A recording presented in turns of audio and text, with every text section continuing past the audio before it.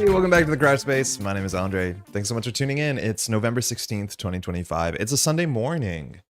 Yeah, we're trying to stream. So, how's it going, Joel? It's Sunday morning now. That's exactly the case. So, for those who don't know, we've been streaming Sundays. That's usually how it goes. And then we've been kind of oscillating between Sunday mornings and then Sunday evenings, and they're both good. The one that I usually pick is the one that we're able to do. So last couple Sundays we had things going on in the morning. This Sunday it's my sister's birthday, so we're hanging out and doing all that nice stuff. So Sunday morning is the only time that we can do it today. So I unfortunately don't know what the regular schedule is going to be besides Sunday, but I'm hoping that we can lock that down at sometime soon. But excited to be here on a Sunday morning to play some more Marvel Champions. We got a She-Hulk deck, and I'm going to catch up a bit on chat. Art, how's it going? Hey, hopefully your Sunday's doing well. Hey, Winston, good morning. First time joining live, but thank you for doing these. Thanks for the kind words. Glad you can make it. I know there's a whole bunch of people, the majority of people who end up watching this content aren't able to watch live. That just, it makes sense. It's YouTube. You can tune in whenever, but I'm glad it's been working for you. I'm glad it's that you've been appreciating the content. Hey there. Hey, Mighty Malsbier. I think that's right. How you doing? Welcome to the stream. Yeah, we've been making Marvel Champions on this channel now. It's been just about regularly every Sunday for a bit. We took a break because we had like the Netrunner World Championship and all that sort of stuff, but we're just trying to hang out for about 2.5, 3 hours on a Sunday and play some stuff. Usually we're playing new decks. Today is no different. We have a new deck here. This is a She-Hulk deck. We're going to be playing against Black Widow. Last week we played Trickster Takeover. That scenario came out in Canada about 3 months late. I'm really worried we're not going to get Civil War at this side of 2025, but we'll get that when we get it seems. But I have some video content. I actually got some time earlier this weekend, which has been such a busy weekend. Mind you, yesterday we streamed 8 hours. There's a big Netrunner tournament online that we were streaming, the Ultimate Showdown. That was really good. Last night I recorded a video for Netrunner because Netrunner is getting a new balance list. Imagine a new like our rules update, but not really. They just ban cards and unban cards. That's coming out tomorrow morning, so I had to like film and edit. So we've been like nonstop doing content for like the last 24 plus hours. But it's good to be back. I recorded stuff. I guess this is what I was saying it earlier. I think on like Thursday or Friday, I recorded some Marvel Champions gameplay in which we're playing Nick Fury Aggression versus Enchantress. And I'm hoping that thing is like 90% edited. I won't have the last 10% tonight. So I think it'll be out either Tuesday or Wednesday, probably Wednesday. But yeah, if you want to subscribe to the channel, there'll be some video content as well. Found your channel some days ago and watched like crazy. Thanks for the great content. Hey, I'll take that praise. Thank you. Glad it's been you've been enjoying the content.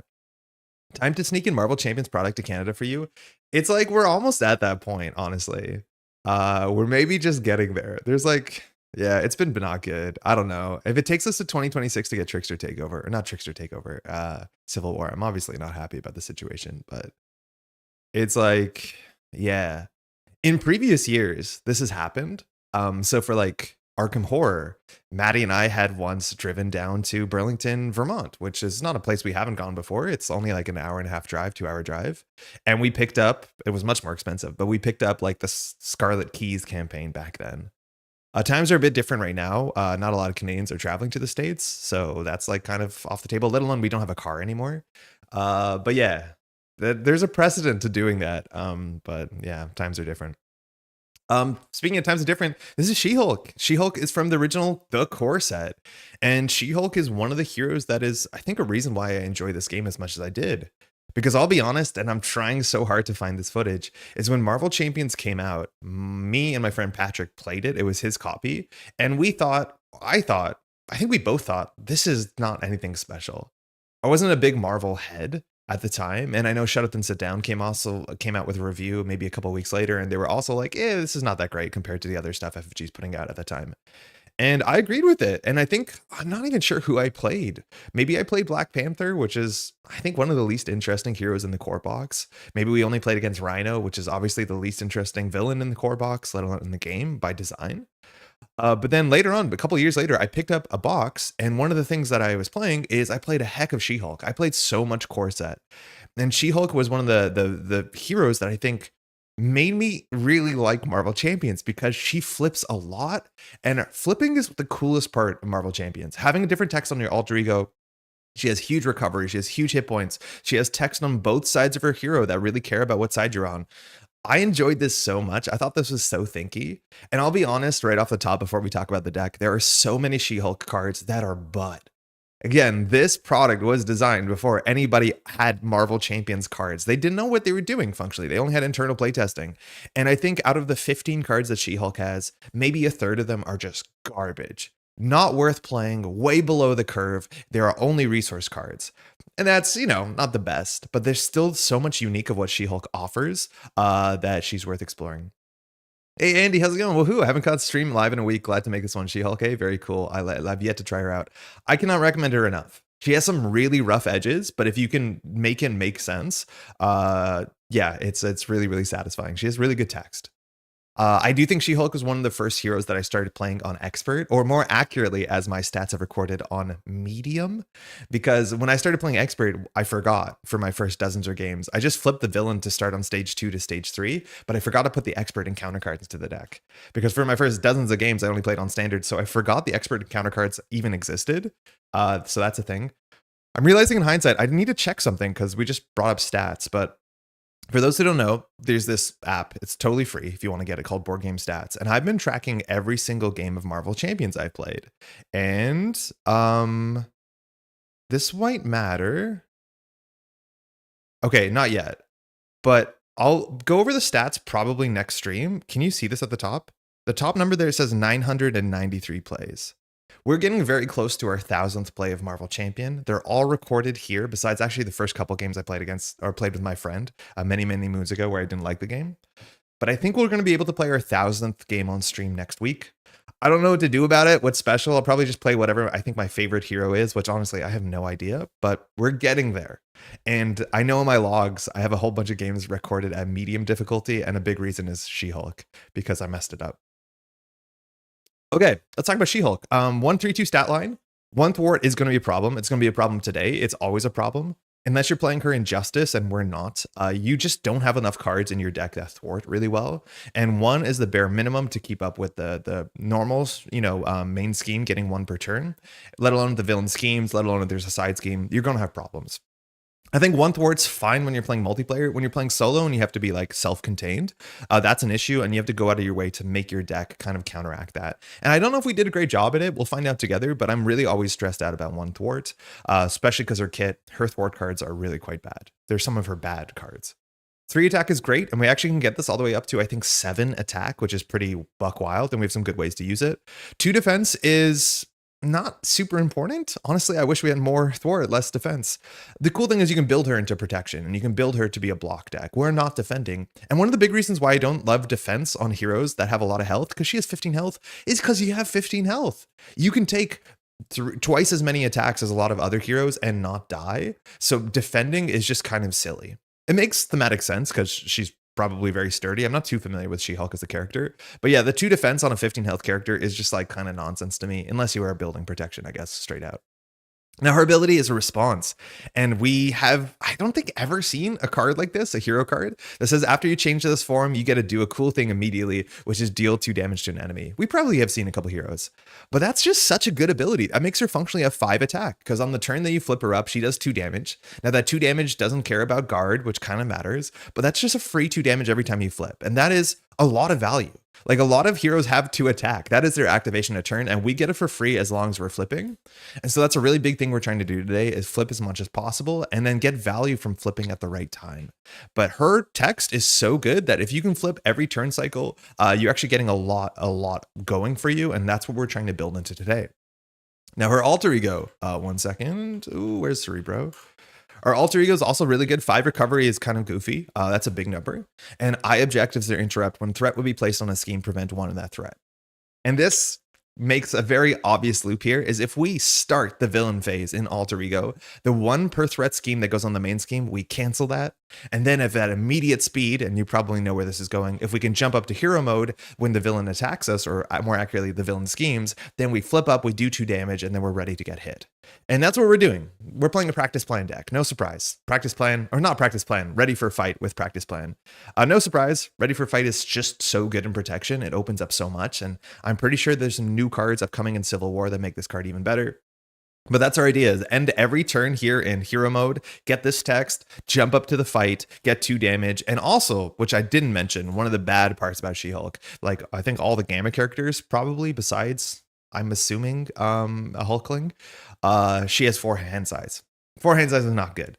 And that's another good reason why ending our turn in alter ego and then jumping up to hero means we'll functionally be a 6-hand hero, which that goes pretty far for obvious reasons. I don't know if I mentioned that I finally got through Sinister Motives, but I drew Shadows the past 3 attempts in a row before removing it from the deck. I was like, no, not again. Oh man, try out Standard 3 if you want. You don't get the Shadows of Past on turn 1, which is, yeah, that's not great. Who are you playing as? Sinister Motives is really good. It's a really good box. Unfortunately, it's hard to find. But the last scenario, that's very, very hard. I do think that's like one of the biggest jumps in difficulty. Hey, Andy, sorry, she's on my list, but I entered the game earlier this year and have a complete collection. A lot of heroes to work my way through. We'll get there. That's where I got into the game kind of like that as well, where I had a backlog of characters that I was picking up. And so I was just playing the pre-cons of all of them and not having a lot of time to dig into them. And I think now, when things have kind of slowed down, I will go back and play old heroes. I'm trying to play every hero through every campaign, this year, and it's going okay. But there's a lot of heroes that I've only played like 6 or 7 times because I've played through one campaign, but we'll get back to it. Hey, Brumbe, I have to be honest. I play medium most of the time. I hate how swingy the expert cards can be, but like I increase the villain stats and other game elements that cares about expert mode. I 100% agree with you. I really think I enjoy medium more. The expert cards, some of them do not care for.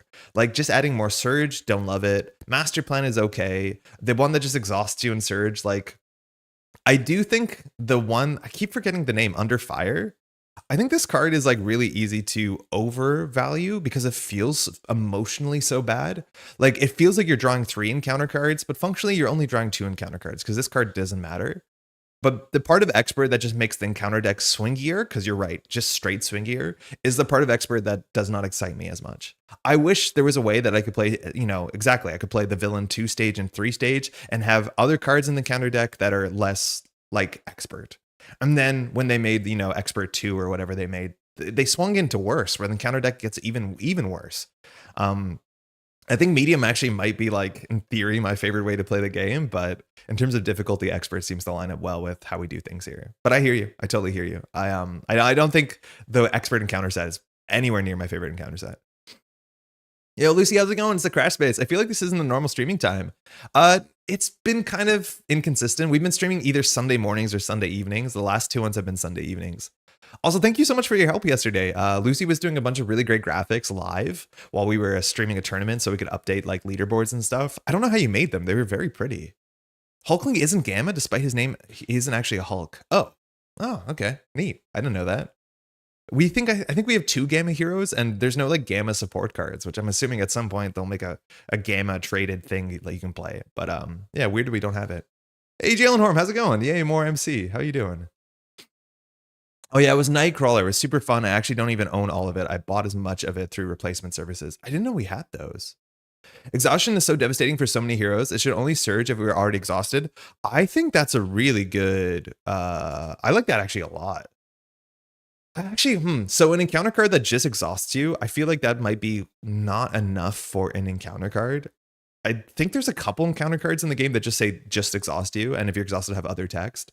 I think that's a nice way to do it, but you're totally right. Exhaustion is just brutal.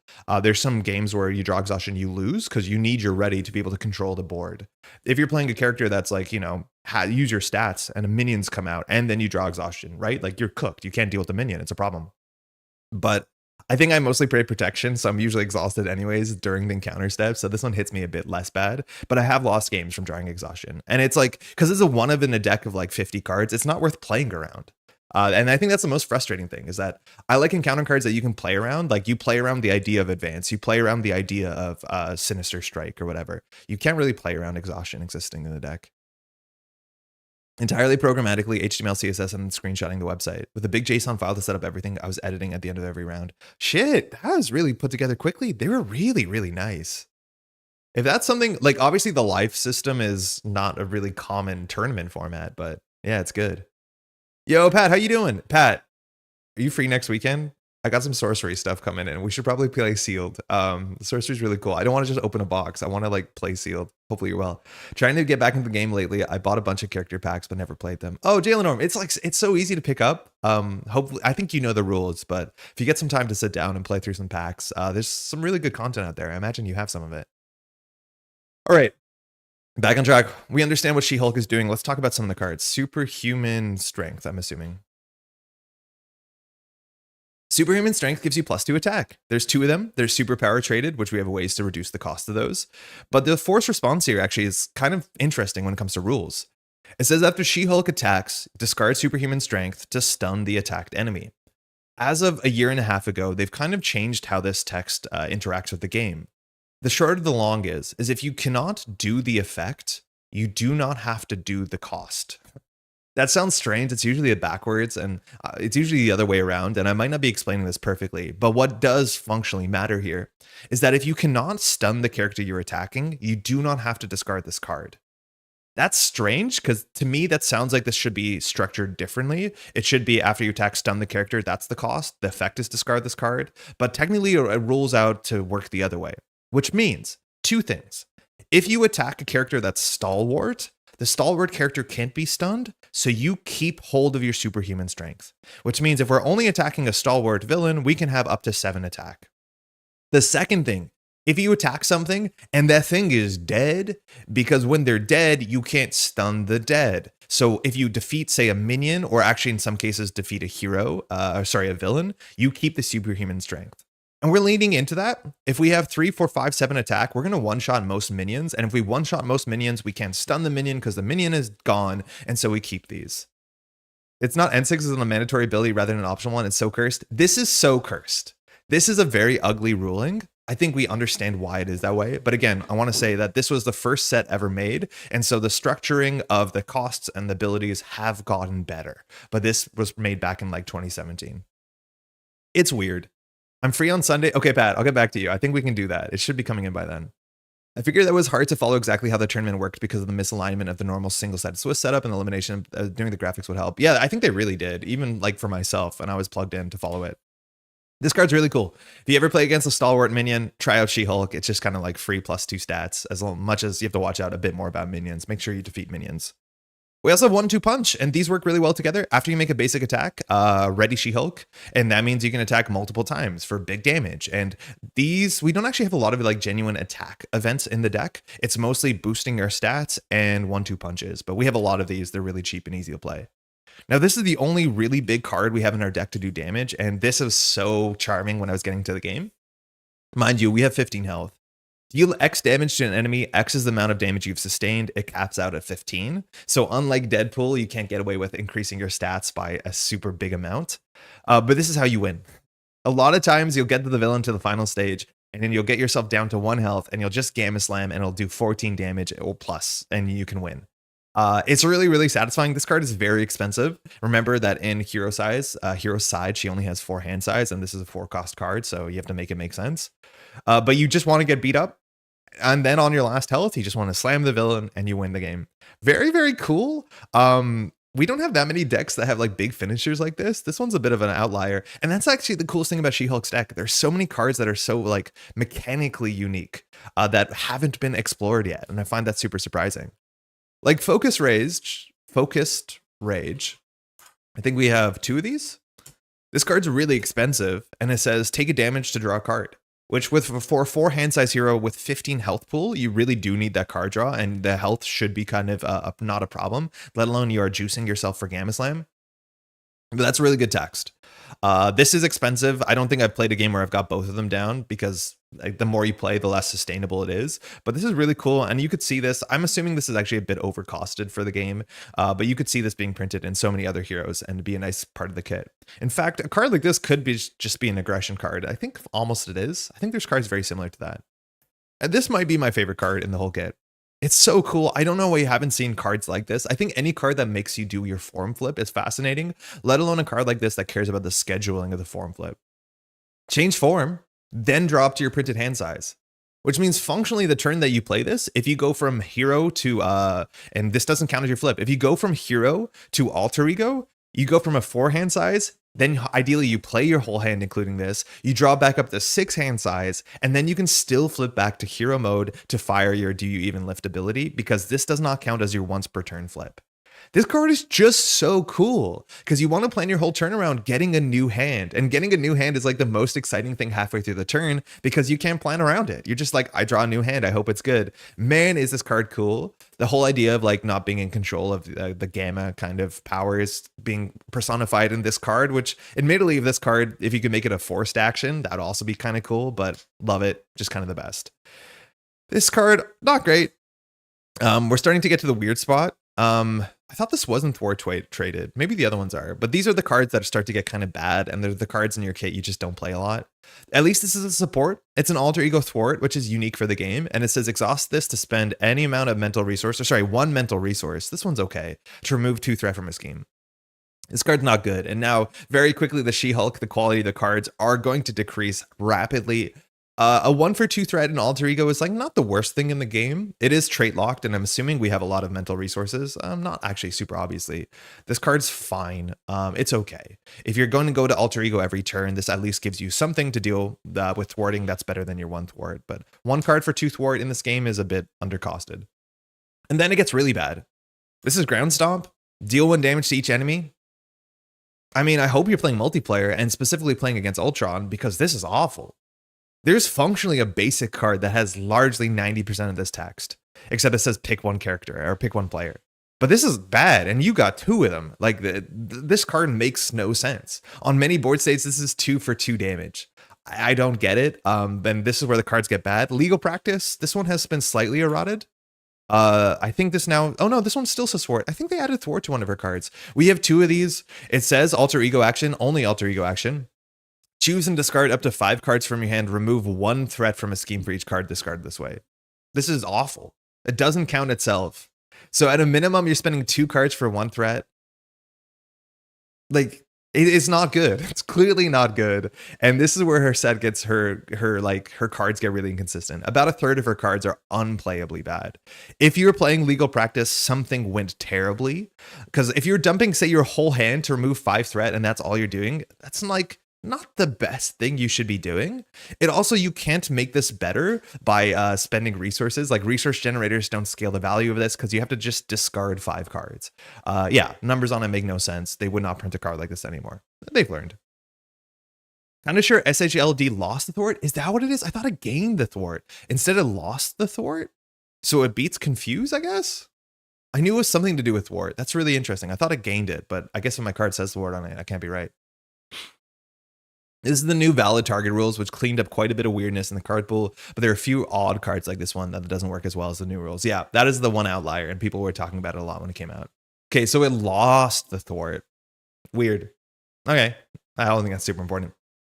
Now, we mentioned this, and this is why we can do some really cool things with She-Hulk. We have 3 copies of Ready for a Fight. It requires a physical resource, and it says when the villain would thwart, they don't, that you jump up to hero mode and attack. And this is just so perfect for She-Hulk because you can end your turn in Jennifer Walters. You can draw up to 6 hand size. The first threat that's put in during step 1 of the villain phase, you cancel it. Then when you're going to get thwarted on, you jump up, you do your Do You Even Lift ability, you do 2 damage, and then the villain attacks you, and you have 15 health.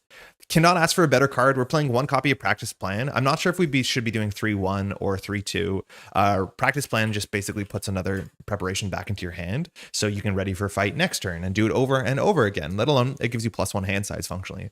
But it's just kind of our game plan here. So ready for a fight every single turn because it means we can use every side of our ability and not have to play a 4 hand size villain. This is also a card that I think online people really like, and I've never played it because it does not seem good to me, specifically in the context of playing solo, but if there's any hero or that wants to play this, maybe it's Jennifer Walters. It says alter ego action, exhaust Sinclair and spend a mental, so we have a bunch of alter ego cards that care about mental resources. Hopefully that's not a problem. It says heal damage from your alter ego equal to your recovery, and you may discard a status card from your identity, and 5 recovery is not bad.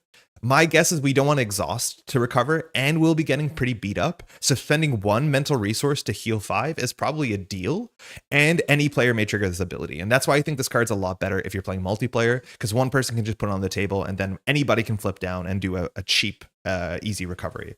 Because I don't want to exhaust. I want to either jump down, or I want to attack and jump down, or I want to jump down and jump up and then attack, something like this. So we'll try out Dr. Sinclair. I've never played her before, but she's never seemed super necessary for me compared to some of the other cards you can recover for free. Now, this is a natural inclusion, is Change of Fortune. And Change of Fortune says after you defeat an enemy during the villain phase, draw 2 cards. Really, really good card. And the idea is if we set it up and we have small minions, when we jump up during the villain phase, if there's a minion engaged with us, boom, we stomp on them. And then we just draw 2 cards when they get like Mario'd out of the game. Very cool. And I think that's going to work out really nice that we can do Change of Fortune while flipping up with She-Hulk during the villain phase. For that, we're playing 3 copies of Come Get Me, Bub. This gives us toughness, and I'm not sure how to think about toughness because we want to get beat up because of Gamma Slam and we have 15 health. But this will ensure that we have a minion engaged with us and we'll get a toughness status. So as long as we chip down the minion a bit, when we jump down to Alter Ego and then we do the ready for a fight, get up, stomp, we'll be able to knock something out to draw 2 cards. Again, this Change of Fortune only really works if you have minions, so we have a bit of consistency getting minions. It might be overkill. Speaking of that, we have Face the Past. Our nemesis, I'll show you when she shows up, but she has 6 health. That might be a problem for us. Also, one of the big things with Come Get Me, Bub, is we're really good at defeating minions, because if we defeat the minion, we don't get rid of our superhuman strength. So this is another angle to tackle this. This card, I don't know why it's in the deck. Energy Barrier is good. It's abstractly good. It's like a 2 for 6 slowly. But the big thing about this is if we get attacked, we can mitigate that damage and we can reassign that damage, which gives us a bit more reach if we're trying to Change of Fortune through a 3 health minion. That's the only reason we're playing this. This card probably could be something else. Once again, this is a deck that I put Perseverance in it, and then I decided to cut it because, again, we have 15 health. I don't know if we're going to need toughnesses all the time, but we'll find out together. It's crazy how much Ready for a Fight has transformed protection, especially solo protection. It is so absurdly good. And I'm pretty sure there's a card in the upcoming set that people have that says when you jump up from Alter Ego, give yourself a toughness, or is it when you jump down? Which, like, it is just such an obvious engine. Yeah. Does it assign thwart mean it gets around patrol? Does a lose thwart? I'm assuming it does, but I always have to Google what thwart. I never remember what patrol versus crisis means. I think Crisis is nothing can take off the main scheme. I think Patrol says you can't thwart. So if that's the case, yeah, it beats it. Limitless Stamina. A cool card thing about this card is that it's a superpower. That actually matters. But it just says you can only play it if you have 14 or more health. We have 15, and Ready Your Hero. Our attack stat is really big. So Ready Your Hero should be just good enough for us. We can get good value out of our attack. Might be overkill. We'll find out. We're going to play 1 Endurance because health is a resource. So we'll be up to 18 health. Then we have our allies. So we have Hellcat, which is our basic ally, or our kit ally.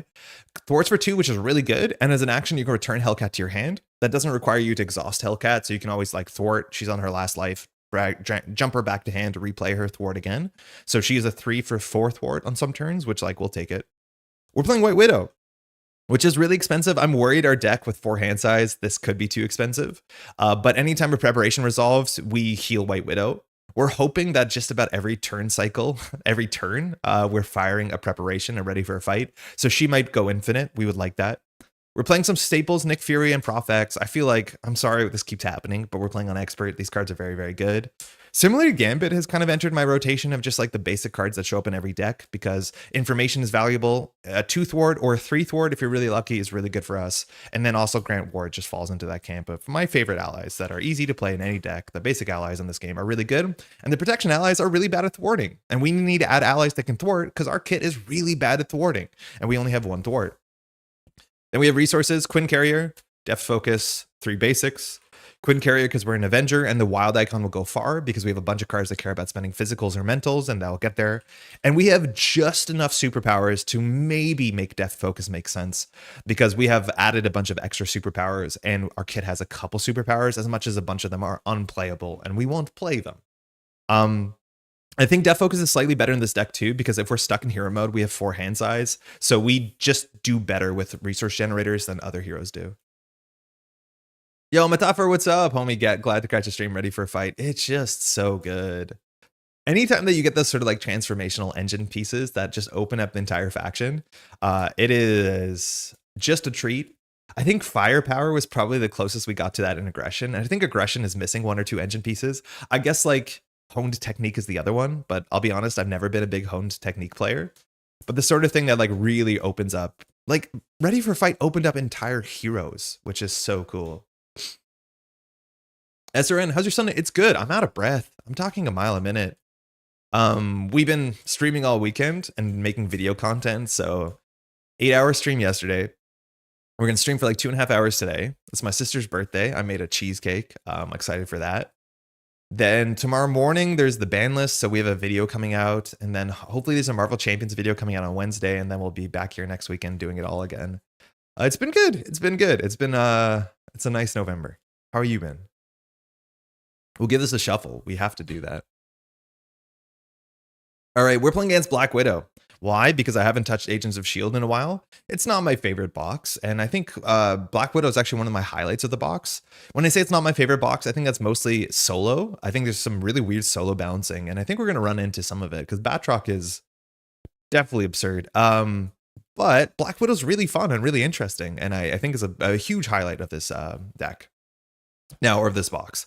Now, we're not playing the stock standard deck. So Black Widow. Oh, I hit the wrong button. So we're going to have to watch all of this. But this is what Black Widow would look like. It's a lot of treacheries and attachments and some minions. And the main scheme or the base stock standard wants you to play aim abduction and aim science. We're going a different way. We looked at, what's it called? Marvel Modulars? Modular Champions, I think is the name of the website. That's really nice that people compile their recommendations of changing out mod sets. And we're using Villain Theories Recommended. And so we added in a couple things. Okay, this is Black Widow. Great. We added Hydra Assault and Hydra Patrol. This was listed as being similar in difficulty. And it adds a lot of small minions. I think we like small minions because we're a Change of Fortune deck. And also because if we knock out a minion with superhuman strength, we keep our stuff, which is good. The deck is slightly bigger. We're also playing on Standard 3 and Expert. So we've added that. But let's see if we can pull these up. Hydra Assault. I think Hydra Assault has a bit of quick strike in it. It has a bit of punishment if you don't block, things like the Hydra Flame Soldier, but it is 5 minions and a treachery that grabs a minion. Hydra Jet Troopers have quick strike. And then Hydra Patrol is only, I think, like 6 cards. And this one has a bunch of these guards that have 4 health. When defeated, get another encounter card. Hydra Regular has Insight, and then there's just a side scheme that says when this enters play, or sorry, when you clear it and it has a crisis, you go get a Hydra minion. So that's pretty good.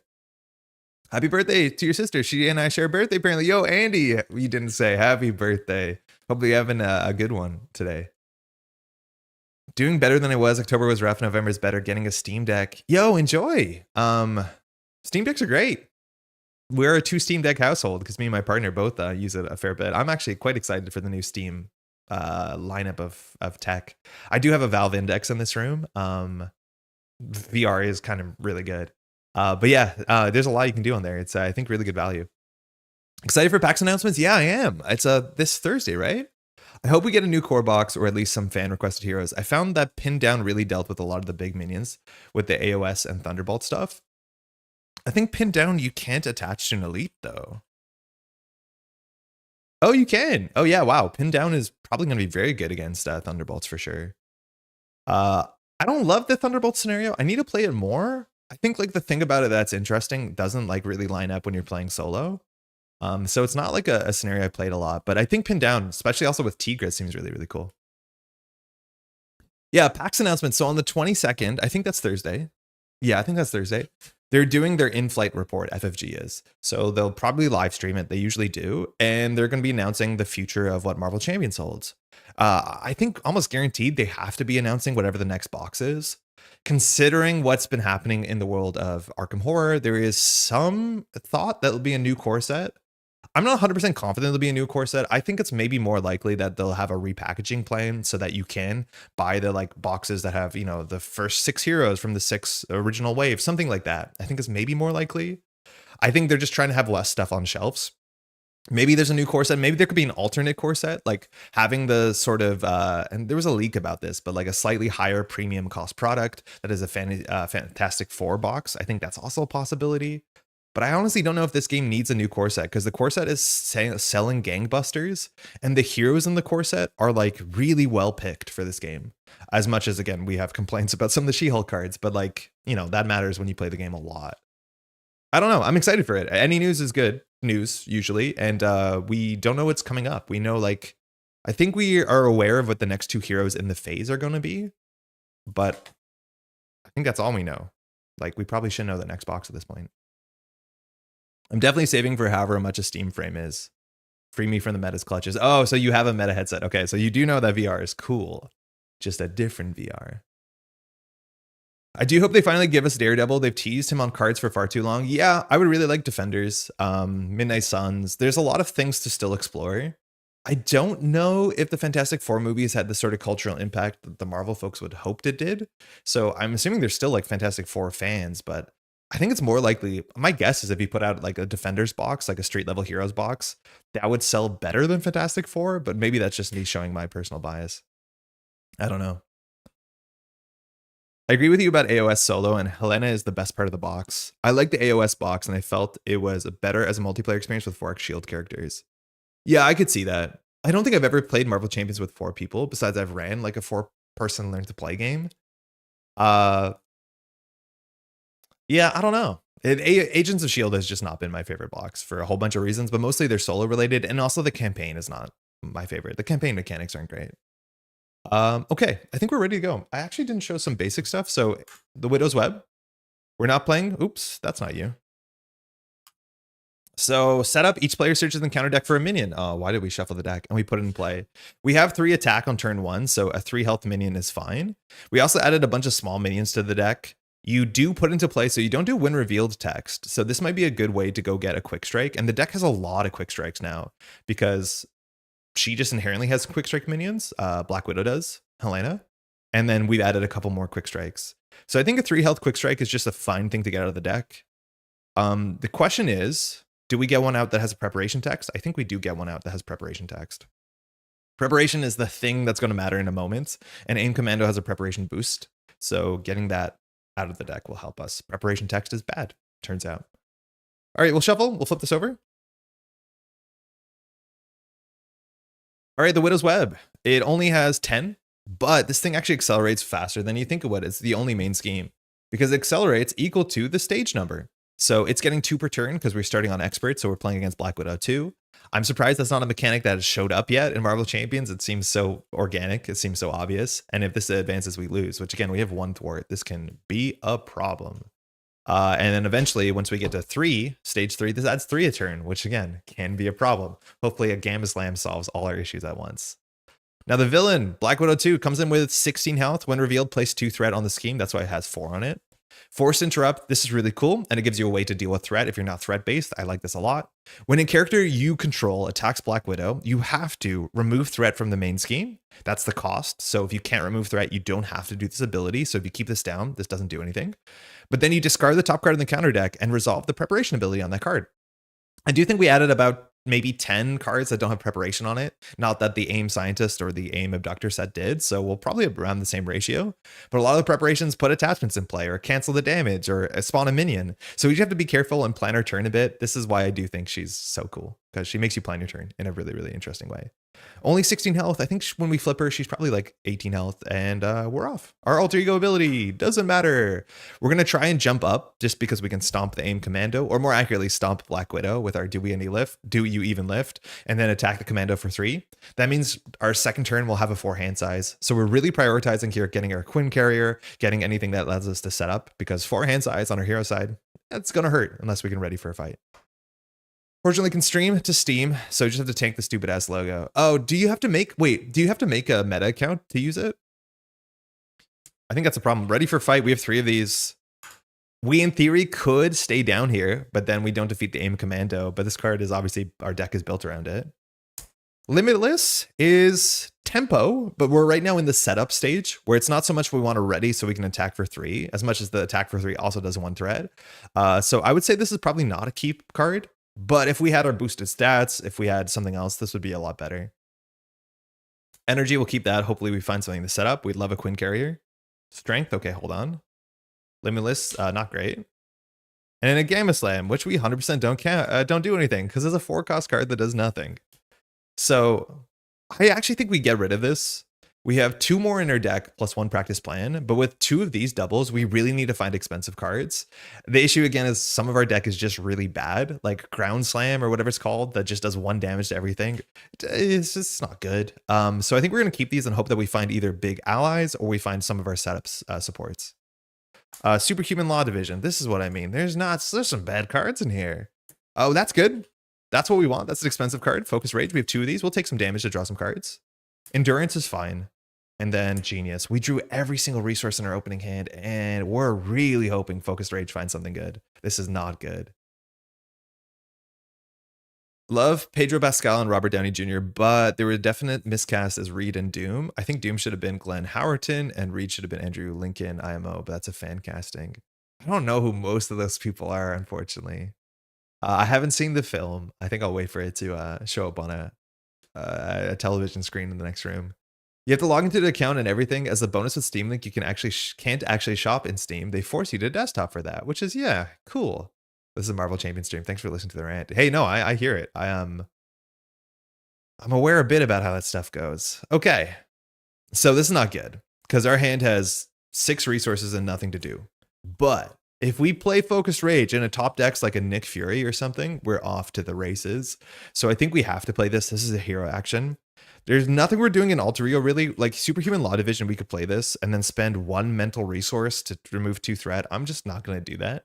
So we're going to start by flipping up, and our hero ability says, do you even lift? We can do 2 damage. We're going to do it to Black Widow, and this is not an attack.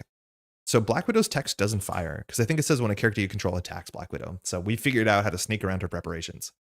We're then going to spend a double. I'm going to spend 2 energy resources, because our kit doesn't care, and then a Superhuman Division to play Focused Rage.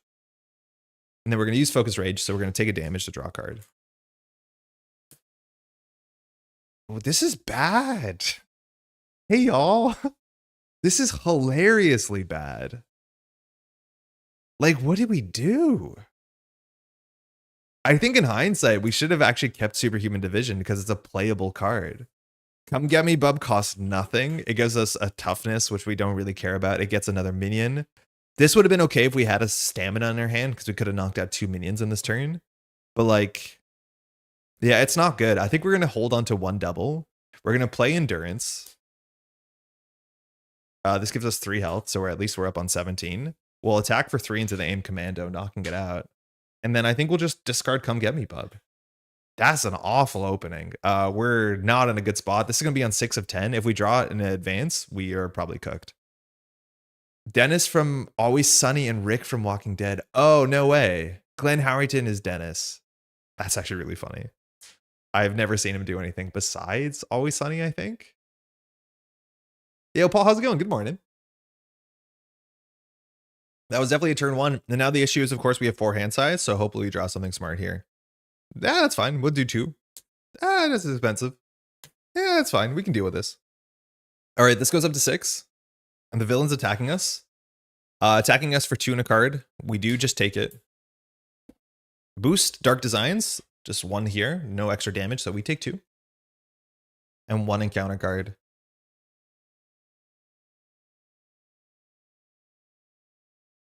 This is the second stream that we draw an Evil Alliance after a Dark Designs on turn 1. That's the second stream this has happened. We get our Nemesis set. And our Nemesis set is not bad because like Titania's here. Who cares? But the bigger part is that we have this card here that is a Crisis and 4 threat. Titania has 6 health and she attacks based off of her health. You'd assume it'd be the other way, but that's okay. The issue is that we have, how do we write this? What was the shortcut for a Nemesis set? Nemesis side scheme. I forget. So I'll just write it out. Personal challenge. 4 threat. It has a crisis. Crisis says you cannot remove threat from here. So I'm not sure if you can do the force interrupt on Black Widow. I don't actually know. And then we put 3 cards into the deck. I mean, that's not a good start, y'all. Things look really bad for our protagonist out here. And because we don't have a ready for a fight, we can't flip down.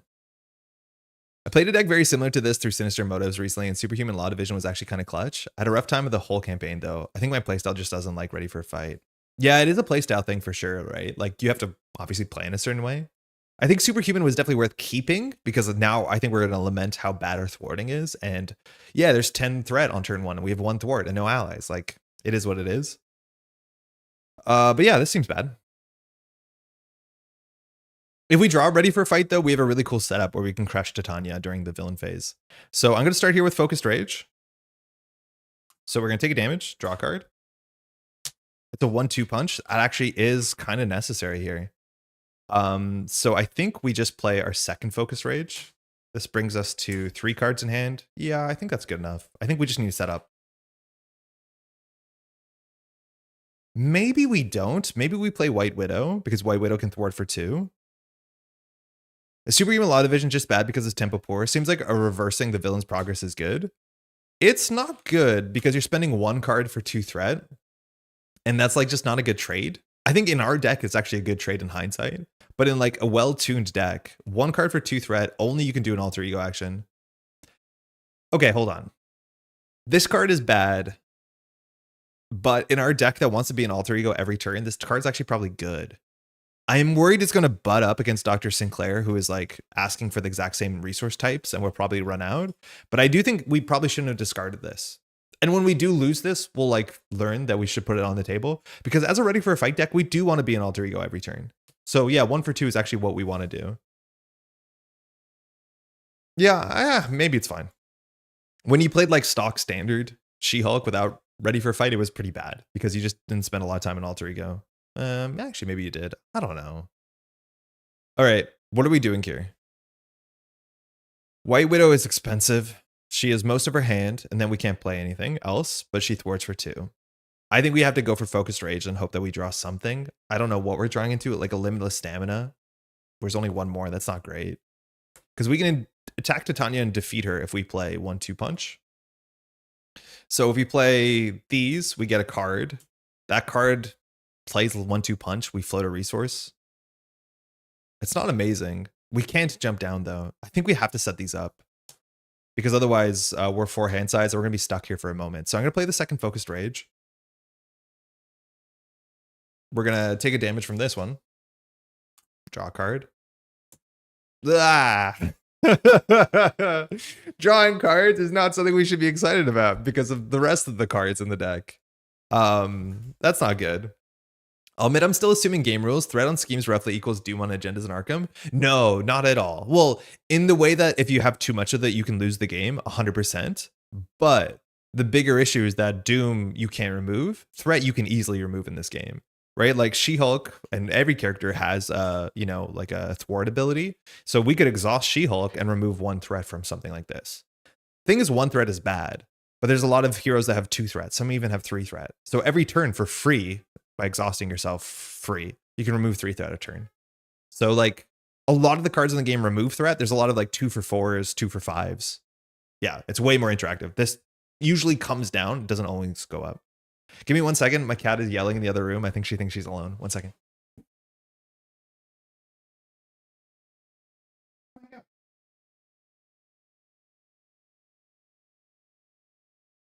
Yeah, whenever she thinks she's alone, she grabs her 1 toy in her mouth, which mostly fills her mouth. And so she starts like meowing in a way. And it's so sad. It's a sad sound. We're going to attack for 3 into Titania.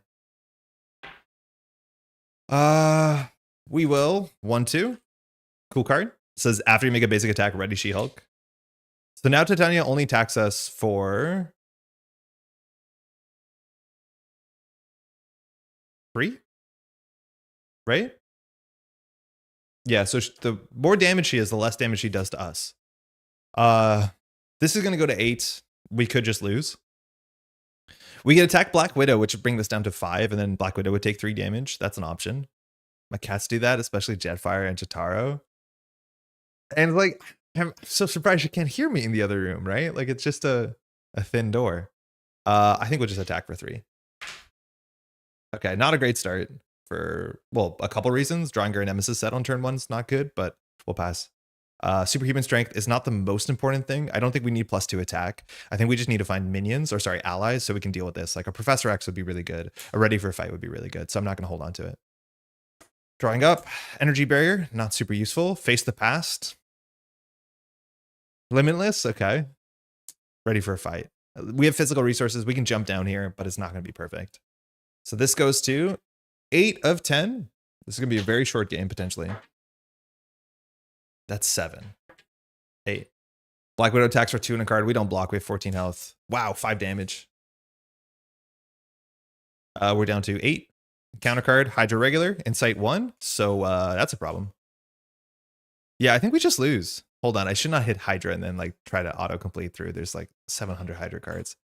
Hydra regular, 2 health, Insight 1. This goes to 9. So we have to either attack Black Widow twice. Crisis, what does Crisis say? Crisis says that you can't remove threat from the main scheme. So we have to do at least 2 threat off of this and 4 threat off of that. Are you on Twitch? No, unfortunately not. For when I do Netrunner stuff, I am on Twitch.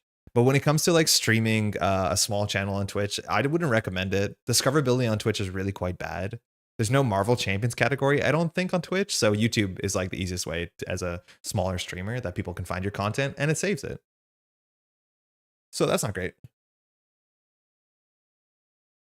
All right, we might have to scoop this one, I'll be honest. Our setup was bad. I don't think we prioritized things well, but we'll do 2 focused rages, so we'll take 2 damage and draw 2 cards. We have a ground stomp. Oh, She-Hulk. Ground stomp.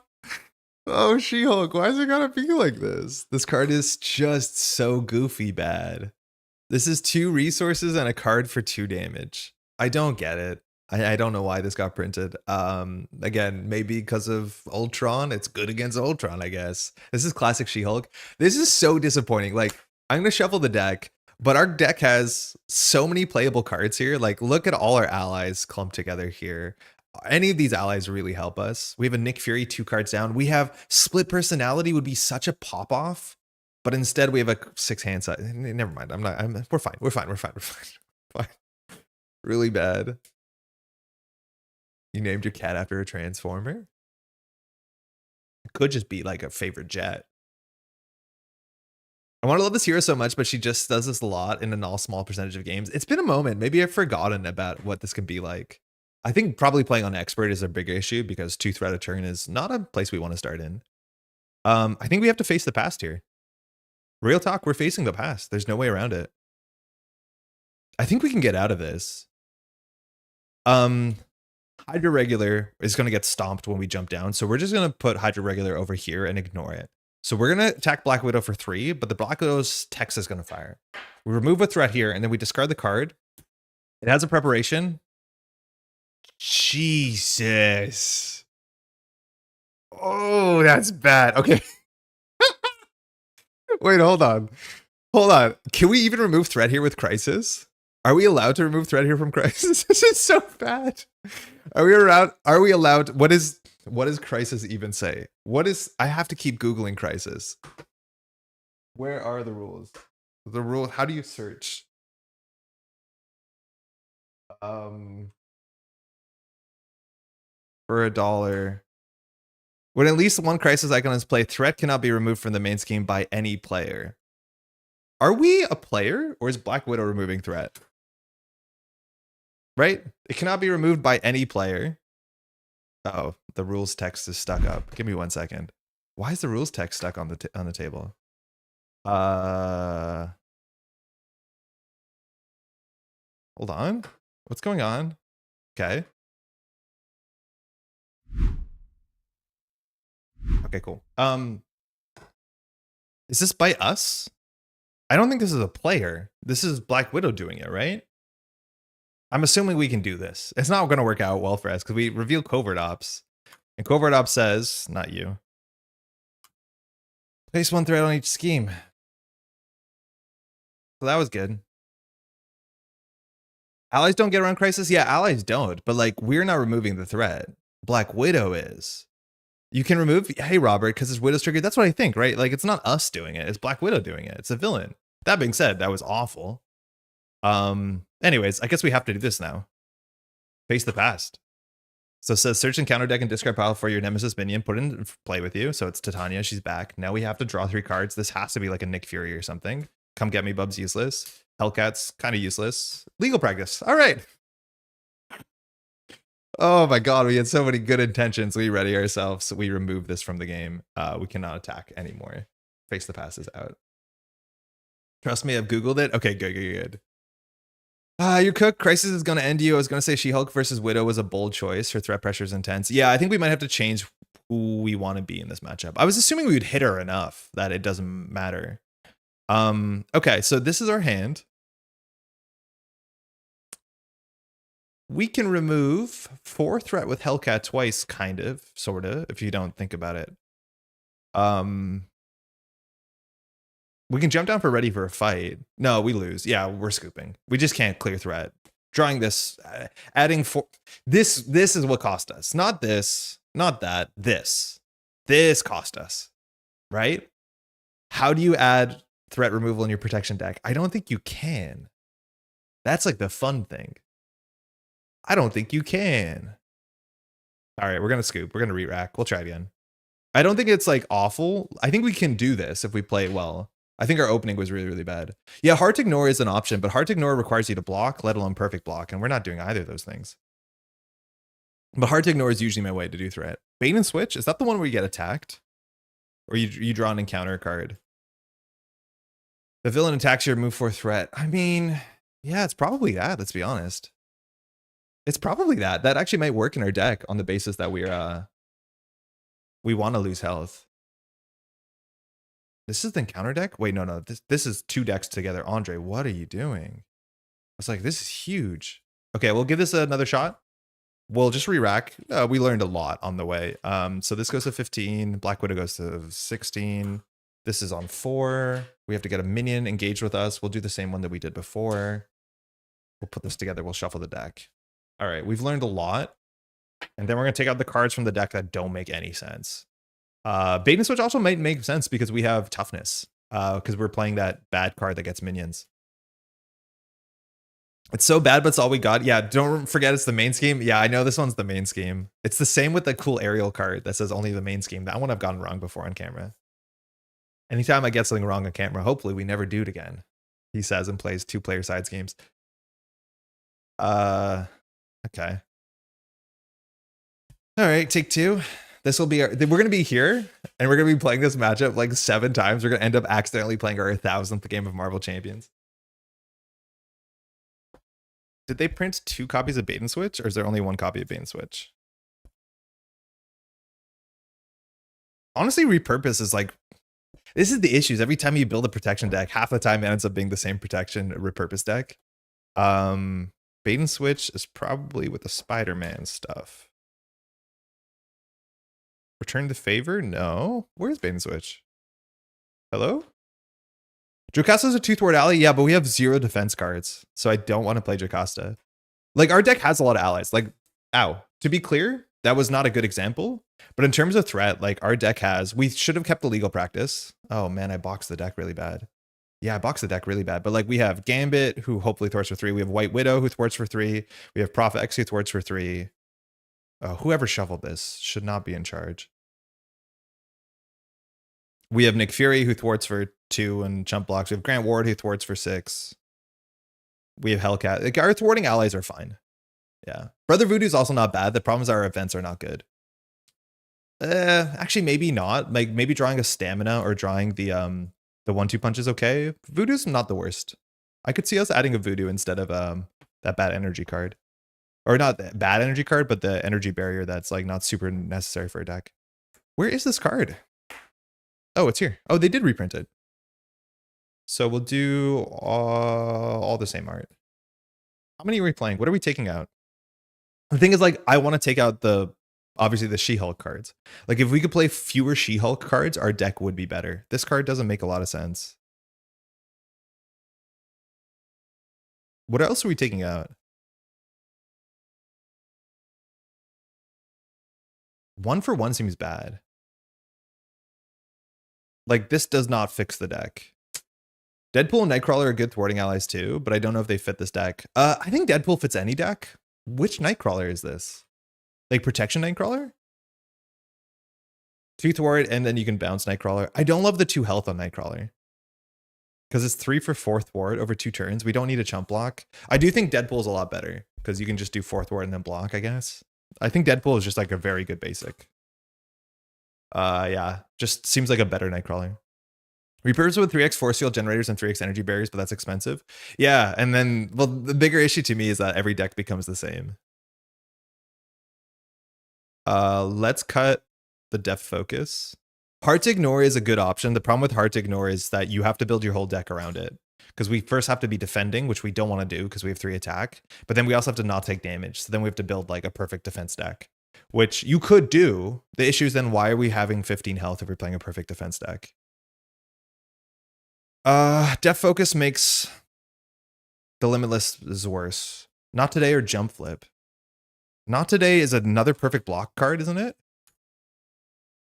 Yeah. And jump flip is also a perfect block card. Or no, jump flip is just damage mitigation, isn't it? Oh no. When you would take any amount of damage, prevent 2 of the damage if you paid for this. Remove 2 threat from the main scheme. I actually like jump flip a fair bit better. Can you give She-Hulk aerial? No, not easily. Yeah, jump flip's not bad. I think I've only ever played this in Ghost Spider. I'm like so nervous about playing defense events because when we're in hero mode, we only have 4 cards in hand and then spending 2 of those cards to remove 2 threat. And like, we don't mind taking damage because we have a 15 health pool. So preventing 2 damage is a bit cursed. Hidden base. I don't think that does anything. Actually, no, hidden base, we don't even own. We don't have that in Canada. Taunt I like a lot, but taunt is just card draw. It's not going to solve our, like, straightforwardly solve our issues. But maybe we cut 1 come get me, bro. Bub, come get me, bro. For 2 bait and switch and see how that goes. We have a bit less toughness, but maybe that's fine. I could see us, like, this is what I like. I like the idea of trading our health for scheme. Because that lines up with what we're capable of. I think we'll try this. Yeah, just don't draw your Nemesis on turn 1. I think that's actually like the biggest thing. It's just like, don't do that. All right, these 2 are out. Come get me, Bub actually might make some sense considering our deck wants to get attacked now a bit more. Yeah, hidden base seems cool. Like hidden base looks good. But again, we have 15 health, so it might not be super necessary. But it's better than perseverance, and I was considering perseverance, so there's something there. It's actually likely also the come get me bubs just shouldn't be in the deck. Because I think if we don't have a minion, we're not super upset about it. I mean, East Coast Canada, my partner got Civil War from the States. That tracks. It was not showing up until 2026. Come get me, bro. New card for Moon Knight. Yeah. Yeah, I do think the easiest way to get it is to go to America, which is like, not great. All right, we'll try it again. Re-rack setup is good. We'll mulligan one more time. Endurance. It's cute. It's not necessary, but it's not a bad card. +3 health. We use that in a bunch of different ways. But again, we want to set up while we're especially have a 6 hand size. Gambi, I think I will play Gambit. Will let us know what we're dealing with. That's good. Oh, I drew 2, but that's fine. Ready for a fight and strength is kind of perfect. I don't think we actually keep ready for a fight because we do want to jump up on turn 1 to knock out the aim commando. Legal practice, that's the worst one. I think we like the support one better than this. And then we have Nick. Okay, you see, when you draw allies, it's fine. So we're definitely not keeping these. Endurance is a luxury card. It's not super necessary to set up. If we draw another double, we're in a good spot. Nick Fury can block for us. We might not play both of these. Like, there's a chance we only keep one of these. Because if we have, you know, this many cards, so we play 1, 2, 3, 4 for Nick. That leaves us with 3 cards. We can play Gambit. Maybe that's a good enough setup, honestly. I could see that being the case. So if that's the case, we could hold on Endurance so we don't draw better cards that we have to discard. It's a bit of a cursed sentence because maybe that would be worse than Gambit. I think we can hold on to this. I'm Minnesota local. I'm spoiled in terms of availability. Oh, you just go into HQ, you say, hello, Game Center. Give me one of your finest poutines, and then I'll have 1 Civil War. It's been a while since I've been to the Game Center. Face the past. Superhuman strength. Okay. Is this a turn where we draw 300 cards? I think there's a chance. I think with Face the Past, Nick Fury, we might be able to do everything we want and more. I think we're going to pop off this turn. This is going to look very different than our last game. I got Civil War faster in Latvia? Are you kidding me? Wait, what? What language are you playing in? Do they translate it or do you have like English? I don't know if they localize it into what I'm going to somewhat ignorantly say Latvian. But no, Latvian has to be a language, right? That's sick. That's really, really cool. But yeah, it seems like Europe has been getting civil war before Canada does. I think Canada has some complications where I think, at least in Quebec, they need to have the French and English product available just about at the same time. And in Canada, our French product is not made locally. It is imported from France. So you don't get like Quebecois cards. You get like French, France French, European French. So that also slows things down, but none of Canada has it. It's translated. Oh, sorry. That's usually not as great. They don't have their kitchen anymore. Norma puts in. It's not actually run by FFG. Yeah, no, it's Christian Peterson bought it back, didn't he? And that's why the Z shows up in there. But I didn't realize they shut down their kitchen. I've enjoyed the poutine from their kitchen. It's like not the worst poutine you can get, which is nice when you're away from home and you're really craving that poutine. 1, 2, 3, 4. I think we're gonna go for Nick here. Gambit, is Gambit necessary? We're gonna be drawing 3 more cards. The other card we can consider keeping is Superhuman Strength. The issue is we're going to be drawing a 6 health minion, and minion, and that's probably more important we get Face the Past. So we'll do 4 here for Nick. Cool. Nick draws 3. 1, useless. 2, useless. 3, soft useless, but maybe playable. Okay. So what do we do here? We're going to draw 3 more cards with Face the Past. So I think we're just going to use Legal Practice for Ready for Fight. Because Legal Practice has, what's it called on it? A physical. So we have this in play. So now we can jump down whenever we want in the future, which will be pretty good for us. I think that's it. We'll definitely play Ready to Face the Past here. So we're going to hop up. Do you even lift? We'll do 2 damage to Black Widow. It's not an attack. She's down to 14. And then we'll just attack for 3 into the aim commando because we're going to ready ourselves in a second. Face the Past. We'll RFG it, but we ready ourselves so we can no longer attack Black Widow, which we need to remember. And then we put our Nemesis, only the Nemesis minion into play. So it's our friend Titania.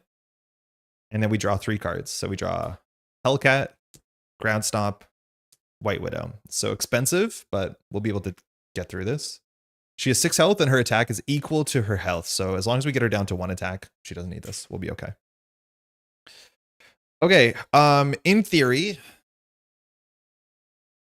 So this hand's slightly ugly. Slightly ugly. Because the only way that we can play 2 cards here is we play Come Get Me Bub for a toughness and a minion. That's probably a fine trade. The minion's going to do less damage than Black Widow is my guess. If we get a minion that says like when you attack, discard a support or something, we'll feel upset about it. But that's not the worst.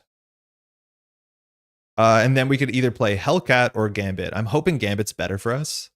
If we're going to play Gambit for 3, though, we can do Come Get Me Bub first. The other cursed option is we do a Ground Stomp, which will knock 1 off of Titania, and then us and Nick Fury can finish Titania. But I think we need to use Nick Fury for thwarting for 2, because that is the thing we're bad at. Your allies can still attack Widow for what it's worth. Yeah, that is true. So Nick could do 2 damage in 1 threat. I think we're just going to go for the full 2 threat by just going straight into it. But yeah, we cannot attack Black Widow, I think is the text. In theory, if we're going to play Gambit, we have to do Come Get Me Bub first because it just burns the order of the cards. But we could play Gambit first, look at the cards, and then if they're really bad, panic and play Come Get Me Bub. But I don't believe in that. I think we do Come Get Me Bub first. It's only worth a toughness. Healing 3, we don't even get the healing 3 off of it. So the other options, we just pay 4 for White Widow. White Widow can thwart for 2. Nick can thwart for 2. We can knock down Titania to 3 health and not care. I think that's actually probably acceptable. Yeah, this might be better. I think we should get our expensive thwart allies into play, and then we don't waste the hand. Oh, but actually, like, Hellcat's really good. I think Hellcat's better than Gambit, because Hellcat is, you know, gonna be there for a bit. So I'll hold on to White Widow. No, I'll hold on to Gambit. I think we just need every ally that can thwart heavily. So we'll throw out 3 for Hellcat. Comes into play. Both of these friends will thwart for 2, knocking this out. We cleared it on turn 1. We only took us drawing an extra 6 cards. And then She-Hulk will attack Titania for 3.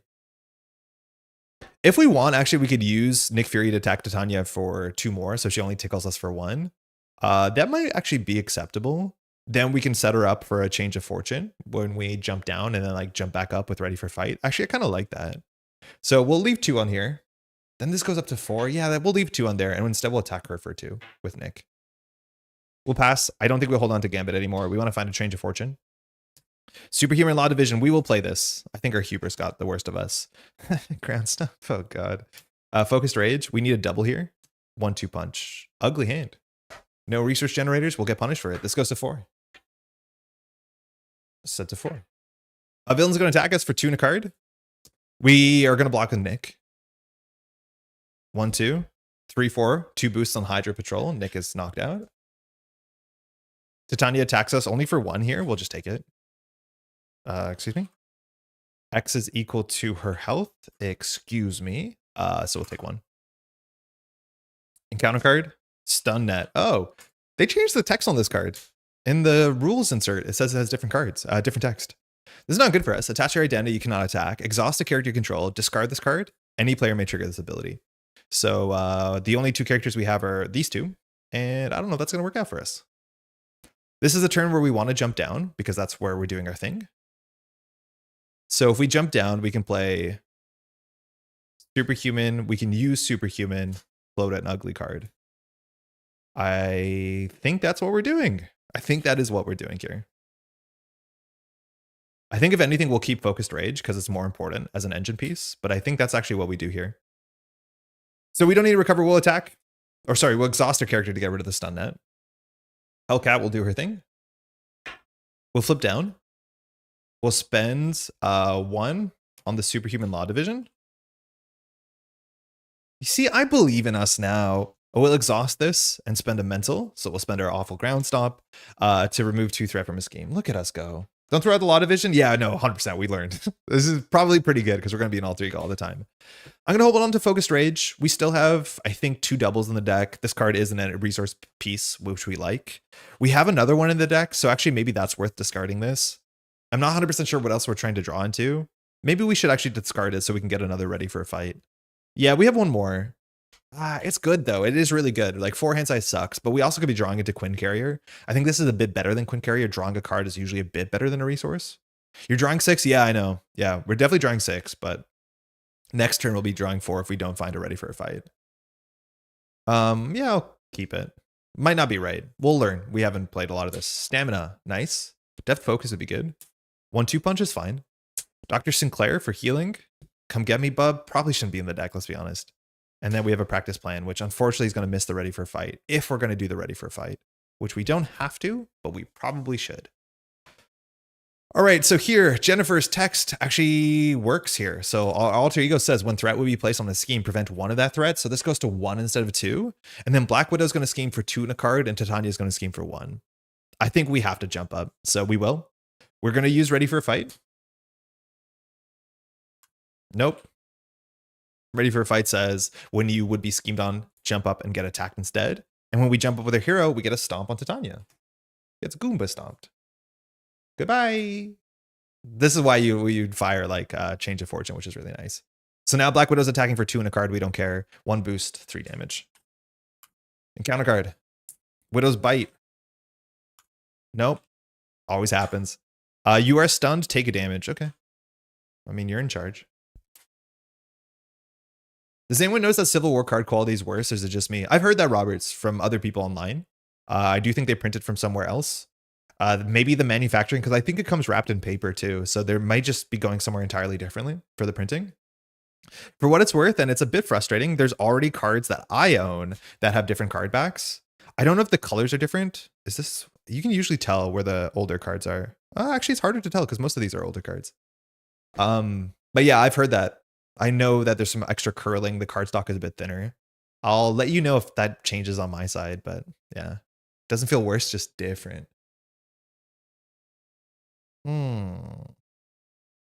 Okay, that's it. That's us. So we're holding on. We can draw a card here. So Dr. Sinclair is in theory important. I was so happy to see eco-friendly. I am so stoked whenever you buy something and it does not have the plastic packaging. Yeah, huge one. Definitely a huge one there.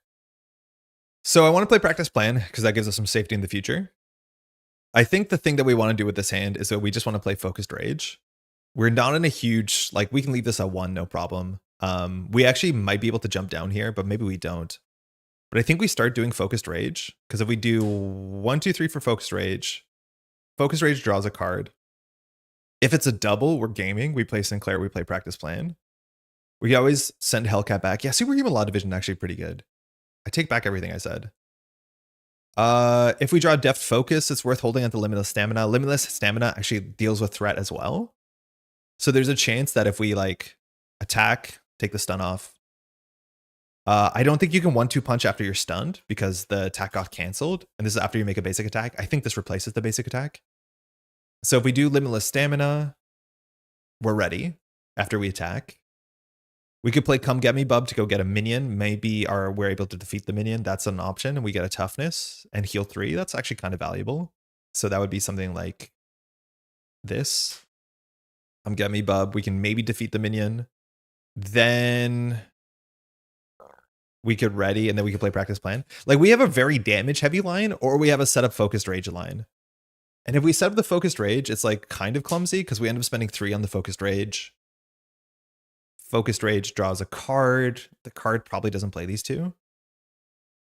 Sinclair can clear the stun. Yo, Galehar, how's it going?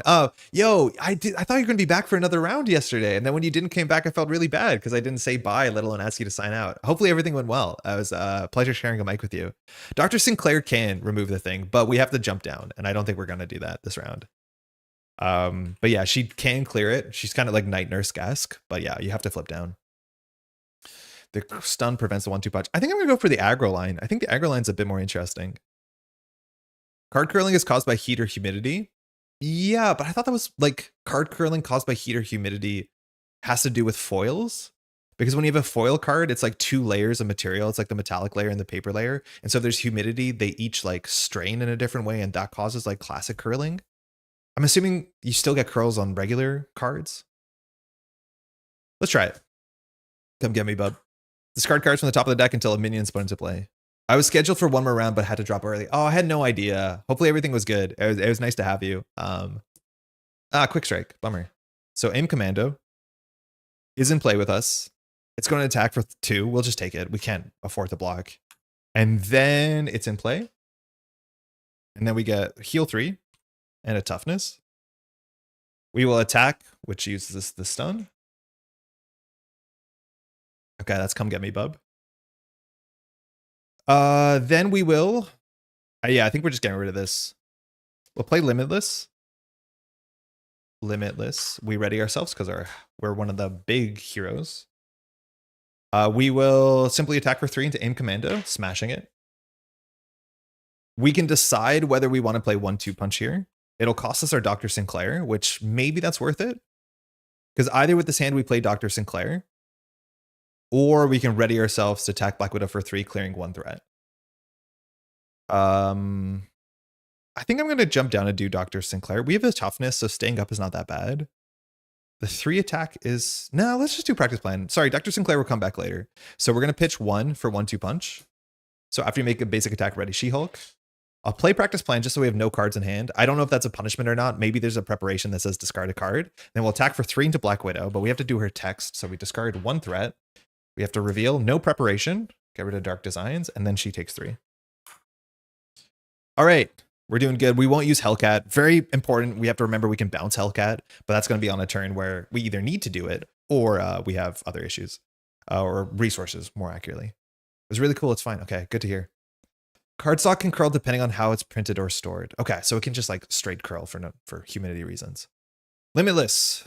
Limitless. Limitless. Depth Focus those plays Limitless. It is a superpower. And then we have a Ready for Fight. I would say that's a perfect 4-card hand. This goes to 2. She attacks for 2 in a card. We have toughness. We don't care. 4 damage. Our obligation is out. We lose the toughness. Draw us a good encounter card. Night Vision Goggles. Okay. We really want to give her Stalwart if we can. So it says each card without a printed preparation ability gains preparation, prevent all damage from this attack, then discard Night Vision Goggles. Okay, that's fine. We do want to get rid of that. So our turn is... Man, we're short 1 card. We're short 1 card here. We need to play Ready for a Fight. And so then we have to play Depth Focus and we don't use its ability. If we play Depth Focus, we could play Limitless, but like this is where a 4-card hand is really, really rough. Because if we want to set up our research generator, and we still have a couple superpowers as much as every Limitless is out, this is all we have to do, and that's it. That's crummy. Super, super crummy. We'll attack for 3 into the villain. Cost. We discard this. Top of the deck. It's not a preparation, so instead we do our Night Vision. Oh, I'm going through all the Nightcrawler cards. I need to type more. This says prevent all damage, discard night vision goggles. Okay, great. We will play Depth Focus. So you can exhaust this as a hero to reduce the cost of the next superpower you play, which we have a bunch of those. We will flip down and then we'll play ready for a fight. So this is our combo. So we're ready for a fight and we'll pass. Drawing up the 6 is good. We still have a lot of good setup cards. I think we've seen no research generators. We still have a couple doubles in there. We're off. Superhuman strength, that's what we want. Bait and switch. Not seeming super necessary right now. Genius. Gamma Slam. That's 3 damage. Yay.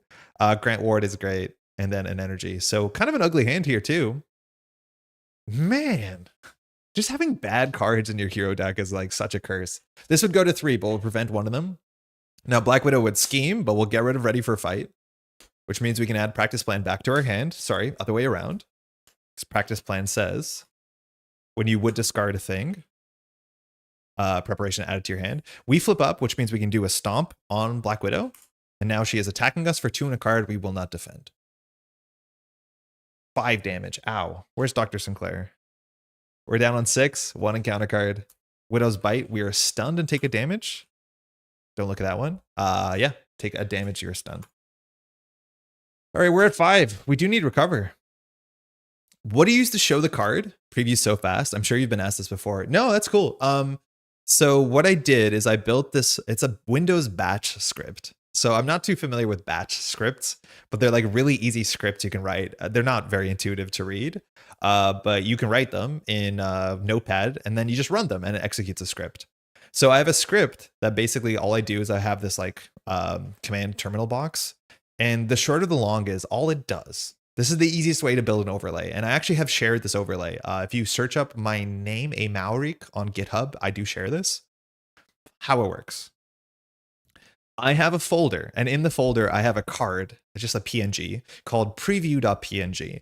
And currently, preview.png is under my face. It's right there. And all the script does is if I write the name of a card, and it can autocomplete if you just tab through the options because we're using the command terminal.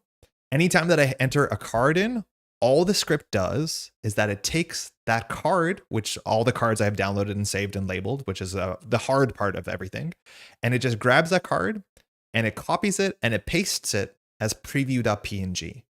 That's all this thing is doing. It's very, very straightforward. I just have a script that basically says, grab that card, copy it, paste it, save it as preview.png. So anytime I pull up a card like Depth Focus, all it's doing is renaming the card.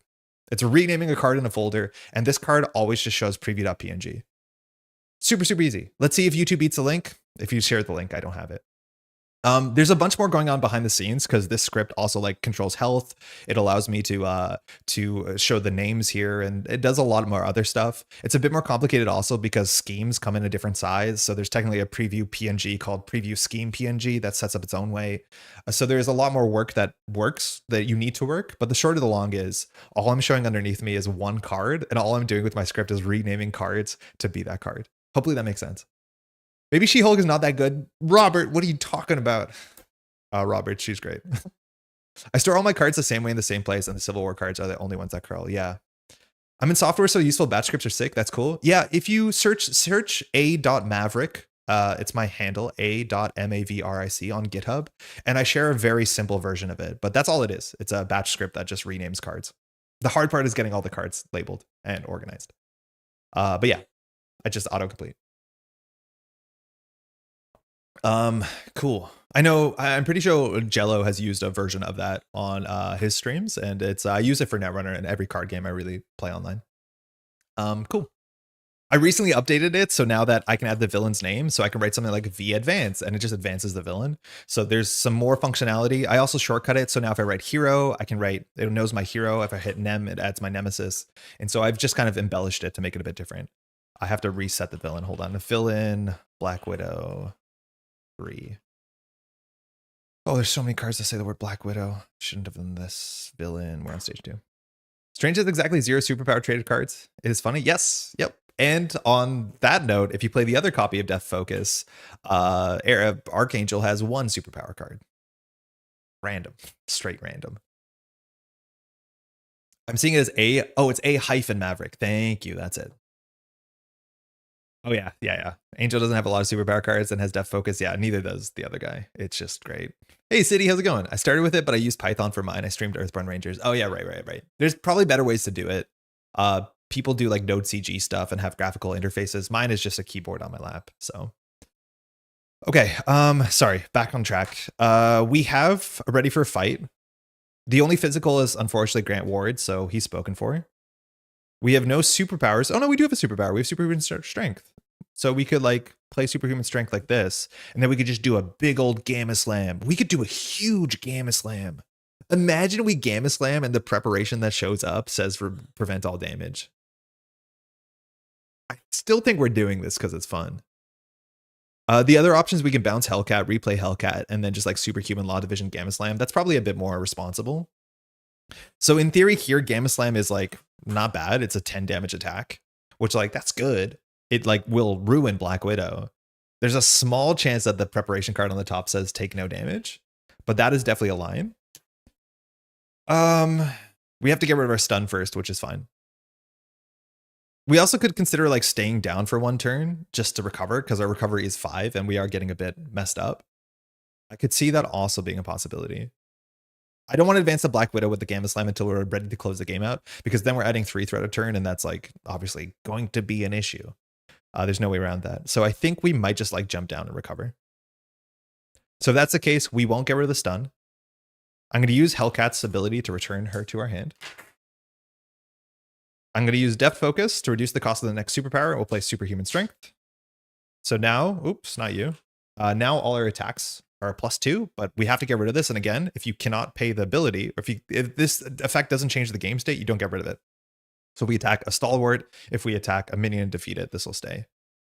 We'll replay Hellcat. So we'll do 1, 2, 3. Hellcat's back. And she'll just immediately thwart for 2. We haven't seen any advance equivalents, so we are in a bit of a scary spot. Oh, hold on. We won't use Gamma Slam. We'll do 1, 2. We'll just overpay for 4. We'll jump down. Here in Jennifer Walters, we'll recover for 5 because we can. So we're still stunned. We'll use Superhuman Law Division, throw out a Gamma Slam. Oh, we don't need to do that. Does that change anything?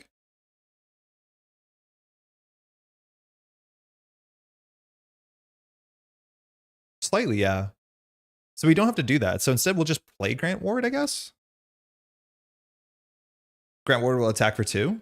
There's no threat to remove, so it's just 2 damage. And then we'll play Ready for Fight. Oh, no, you can't because of the resources. So in theory, do we have another physical? Oh, we don't have a physical, so we can't play Grant Ward. There's no way. Bummer. We have Quinn carriers in this deck. So Grant Ward plays Ready for Fight, that's for sure. But the question is, I guess we just don't use Hellcat, and then we just Superhuman to throw this out. I'm like, I think that's right. I think we are maybe floating one more card. I think there's a chance we messed it up, so I'm just going to discard the card regardless, because I did do some weird takebacks there, but I think that's our turn, and we don't use Hellcat, which is fine. We've passed, we're on 10 health, which is good. We can use Ready for a Fight. We'll see what our hand looks like. We have recovered, so we probably do just jump up. So we'll draw 6. Focus Rage, the second copy, bait and switch. Not loving this one right now. Prof X is good. Quinn Carry is fantastic. Change of Fortune is perfect. And 1-2 punch. So we have a lot of setup cards. Keeping the energy would have been really quite good in this hand, let's be honest. So how do we do this? Like Focus Rage probably doesn't get played.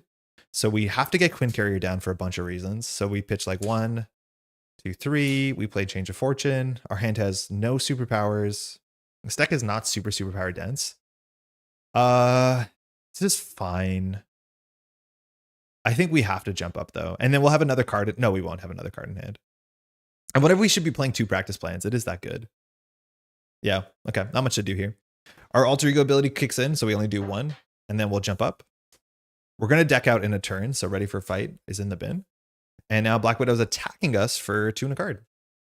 2 boosts, 4 damage. 1 encounter card. Overt Ops. Oh, this is bad. I think she confuses us and schemes. So not you. So we're also confused. Mind you, when you have this much health, there is a card you can play that just says you have steady. It's probably worth, it's actually maybe even a bit better than some of the other cards we have, but she now schemes. So she schemes for 2 and a card. 1 boost. Nice. So this goes to 3. Not too bad. Okay, so we're stunned and confused. A bit ugly. We're on 6 health, so we kind of want to jump down again. Our last card in our deck, just so we know. Oh, split personality. Man, that card's good. On 6 attack, we're unlikely to die here. But we could play Prof X for the confused and then jump down. We'll be drawing 2 encounter cards in alter ego form, which is not my favorite. But I think on this cycle, we have to play Quinn Carrier. So if we play Quinn Carrier, we can't play Prof X. Prof X represents only 2 thwart. We could chump block with Prof X, which is also fine, because we know we're drawing this, and this is a card that's really good to play in hero mode, so we probably do want to stay up for a turn. So if that's the case, yeah, we can't play both of them. Prof is a must. I would say Prof is not a must, because this will go to 1. Quinn Carrier seems like a must. Like, our resources are just not that good. Like, Def Focus doesn't go that hard, and 4 hand size is miserable. Especially because Quinn Carrier gives us the ability to pay for, like, Superhuman Law Division. It gives us the ability to pay for Ready for Fights. Like, the flexibility there is really good. But Prof X is, like, also very, very good. Maybe we hold on to it. Yeah, I like the Quinn Carrier a bit better. If this was worse, we would do Quinn Carrier if she schemed even harder. I think we have to do this. So we'll play Quinn Carrier. We'll do 1, 2, 3. We still have a lot of small minions in the deck, so I'm going to exhaust Quinn Carrier to play Change of Fortune. That should make sense. Watch pull Dark Designs. I think we've pulled 1 so far, right? If it happens, it happens. But like, Covert Ops is also really scary. So there's a bunch of ways. Yeah, we've seen 1 Dark Designs, 1 Covert Ops. So there's 2 more in the deck. I'd prioritize Quinn Carrier. Yeah, I think I would too, especially because our first cycle and resources have been tight, but it's close. Hellcat for 2. I will hold on to Prof X. We know next turn we're going to be drawing this, which means we can use Quinn Carrier and 2 more cards for Prof X, but we want to dump our hand, so I actually don't even think we hold on to Prof X. Because we want to fully dump our hand into Split Personality to draw a new hand. Because if we keep Prof X, it's like we're losing 2 cards. So I don't think we can hold on to Prof. So I'll discard Prof. We'll attack, which gets rid of our stun. So we can't get rid of Superhuman Strength. And that's it. We'll pass. All right, we made it through 1 deck cycle. We gotta celebrate that. We're gonna be attacked for 2 in a card, so we'll see how bad it is. We draw Split Personality and an encounter card, and we shuffle. So we only get 3 more cards here. Split Personality is just so good, though. It means that we can actually like jump down to Alter Ego and jump back up if we don't draw Ready for a Fight.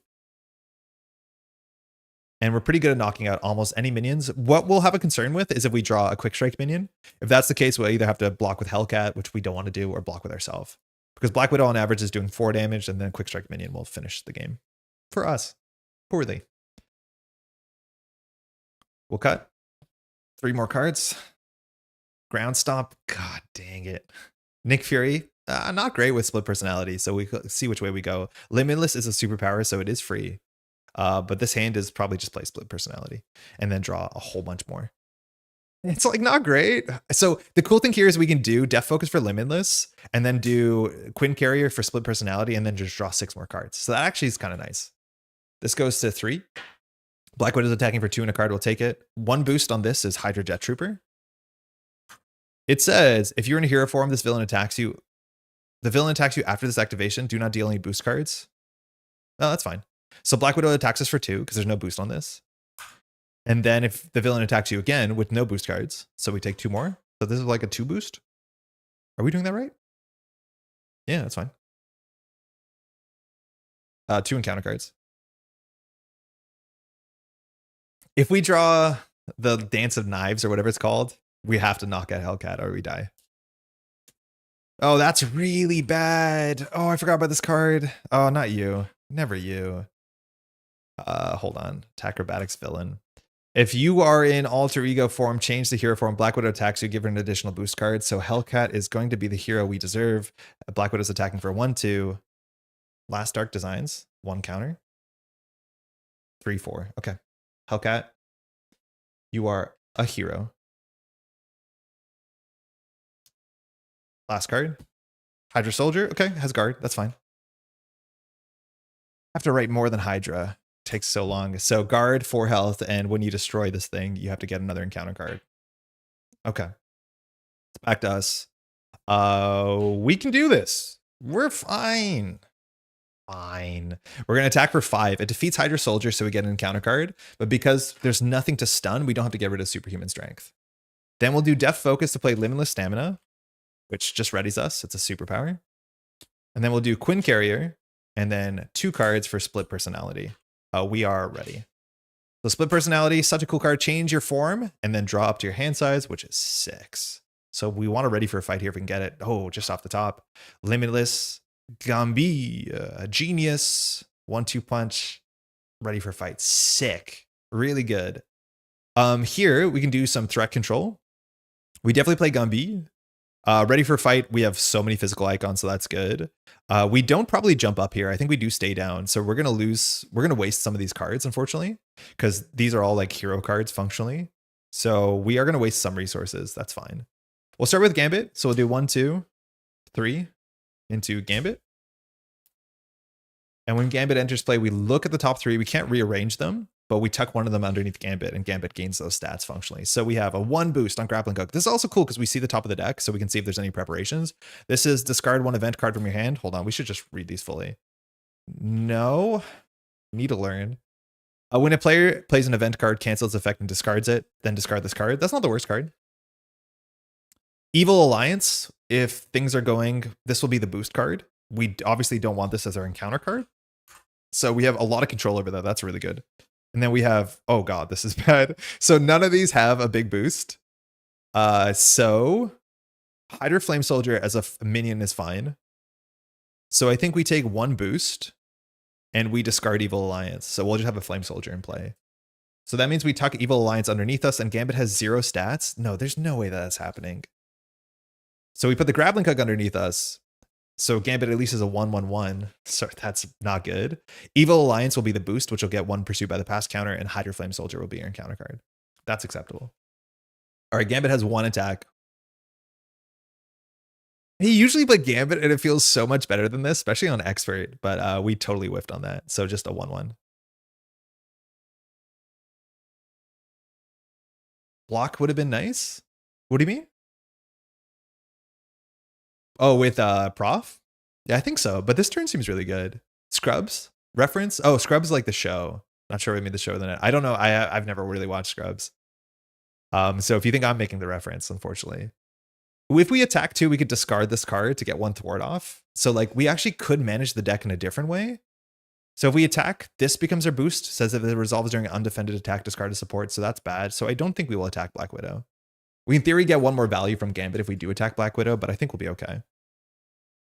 Then not much we can do here. Oh, do we have a mental? We did have a mental. Oh, we had to spend the mental though. So what we spent? We spent this on Gambit. But in theory, we need to keep these 2. So there's no way to do Superhuman Law Division. Oh, that sucks. Yeah, that's unfortunate. We'll recover for 5. On 7. We'll play, ready for a fight. So we are ready for the fight. Limitless we can't use because we need a mental for Superhuman. Yeah, there's no way to do that. We just needed 1 more mental icon in our hand and we didn't have it. So I'll just discard it, I think. It's not the worst card. Actually, we should keep Limitless because we know we're drawing a minion up on the top of the deck, and that will let us deal with the minion. I think that's it. We'll pass. I meant the show. Dr. Cox as a student, it's not you, never you. Oh, I haven't seen that. Best play I've ever had was when he stole Ronin's hammer. Yo, that's sick. I've never considered that. I shouldn't look at this. Excuse me. I was meant to look at our deck. There is 1 card in the there's like that. I don't like this just the side scheme that says like look at the top 5, remove 1 from the game. That also kind of works. Strength, Superhuman, Legal Practice, not great. 1-2 punch, Limitless. Okay. We were meant to keep our Limitless. Where did we put our Limitless? We said we would keep it. Where did I put it? Oh, it's here. This Limitless. Okay. Bummer. Sick. So this would go to 5, but it goes to 4 instead. We flip up when we're attacked. We're ready for a fight. No other triggers there. Oh, we were meant to do something with Gambit. With Gambit, we'll just attack for 1. And then Black Widow is meant to attack us. We know it's for 2. We'll take it. This goes to 2. Then we draw 2 encounter cards. First one, it's not like we were making any decisions here. It's an aim grunt. Sorry, I did look at that on accident. 5 health guard. I think we're going to be able to knock out every single minion this round, which is perfect. And then we got a Hydra Flame Soldier. Hydra Flame Soldier has 4 health and no guard, but has pretty bad text if you're not blocking. And it's back to us. So we don't have another ready for a fight here. So we can set up a Change of Fortune. We would love... Oh, we forgot to do 2 damage, speaking of Change of Fortune, to the villain when we hopped up and ready for Do You Even Lift. So we can knock out literally everything on the table here. We can give ourselves massive attack. So we already have 5 attacks. So we can attack 1 ready, attack 1 ready, attack Black Widow ready, which is really funny. Our hand is not really good at thwarting. We could jump down and hope. But yeah, if we don't draw allies, I think we should have maybe more allies. But this legal practice, it's really not anything, is it? How many ready for fights are out? 2? That's bad. We have now most of the deck left with 1 ready for fight. And if we draw practice plan sooner than that, we'll see. Okay. So I think we just knock through everything. So we'll attack for 5 into Aim Grunt, defeating it. Then we'll Death Focus, Limitless to ready ourselves. We'll attack 5 into the Hydra Flame Soldier, knocking it out. Here, I'm assuming we want to keep the mental for Superhuman if we're jumping down. I do think we did jump down this turn. So we could... These 2 are the same functionally. What are we doing with all these resources? They're all useless. They're all useless. Actually, we have Quinn Carrier for Superhuman, so that's fine. This is so goofy. I guess we'll 1-2 punch. Cool. We're going to attack now for Black Widow for 5. But this removes 1 threat here. We're going to get rid of our Superhuman Strength, but I think that's okay. So we're going to do 5 damage, but first we discard this card. There's no preparation text. So the villain loses 5. Great. We lose Superhuman Strength because we attacked. And we stun. Wait, this has text. I forgot this thing actually stuns something. That's kind of really good. Wait, that's sick. We're on 5 health. Then we will... Why did I throw out a strength? Why did I throw out a strength? Hold on. We need this. Then we'll do this. Oh, we could attack again? Hold on. This is a mess. Slow down, Andre. So that's that. We'll Quinn Carrier for Limitless Stamina to ready ourselves. If we attack, we advance Black Widow. And when you flip Black Widow, you put a bunch of threat on the main scheme. I don't think we want to do that now. So I think we will just jump down and recover, or we will jump down and... Or we can stay here. I think staying here is fine. The stun's really good for us. So we'll strength for another Superhuman. So our attack stuns, and we have 2 attack. And I think that's it. Gambit will actually attack for 1. So we remove 1 here and hope that we don't get a bad preparation. We do. Prevent all damage from this attack in expert mode. Deal that much damage to the attacking character. Gambit, you were so young, you fool. He's gone. And then I guess we thwart for 1. If we jump down, we can recover. I think recovering is a bit better. This will go to 2, then 3, 4 plus question mark. Exhaust or remove the confuse. I don't think it Oh, actually, no, it does matter. Wait, Superhuman Law Division no longer has thwart. So this is not affected by confuse, right? Gambit slapped himself. I mean, he got grappling hooked. Or was it even grappling hook? What was it? It was attack acrobatics. Yeah, it made sense. This deck needs somewhat doesn't kill me. Yeah, I was considering this. It was in the long list of the deck. We have so many readies though, so I'm not 100% sure it's necessary, but its healing is nice. That's a nice errata. Yeah, I think they errated it. Superhuman Law Division lost thwart, which is like kind of weird. But I think they don't want alter ego actions to have thwart on it, but I'm not 100% sure why it happened. Hey, Donovan, finally made it to stream. Hope you've been doing good. We've been having a mess of a day so far playing She-Hulk. It's like super inconsistent, but what we're trying to do is, I think, kind of interesting. Like the deck is cool. The concept is cool. Hopefully you're doing well. Jump down recover is fine. She's stunned. So this will go like, if we don't drop minions, we can't jump down and recover. It's impossible. So yeah, I guess we do just get rid of the confuse. All right, we drop to 4. Man, Change of Fortune's been so good. White Widow's here. That's okay. Practice plan. Okay. Come get me, bub. We'll probably play that. 1-2 punch. That's all we draw. This goes to 3. No attack. Nowhere is safe, so we have to discard a card. This goes up to 3. Discard an upgrader support. Like, I'm really sorry. It's probably Change of Fortune. We've been trying so hard to set up the Change of Fortune like Goomba Stomp thing, and it's really not working. But that's not too bad. The issue is we want to advance, but we also don't want to advance.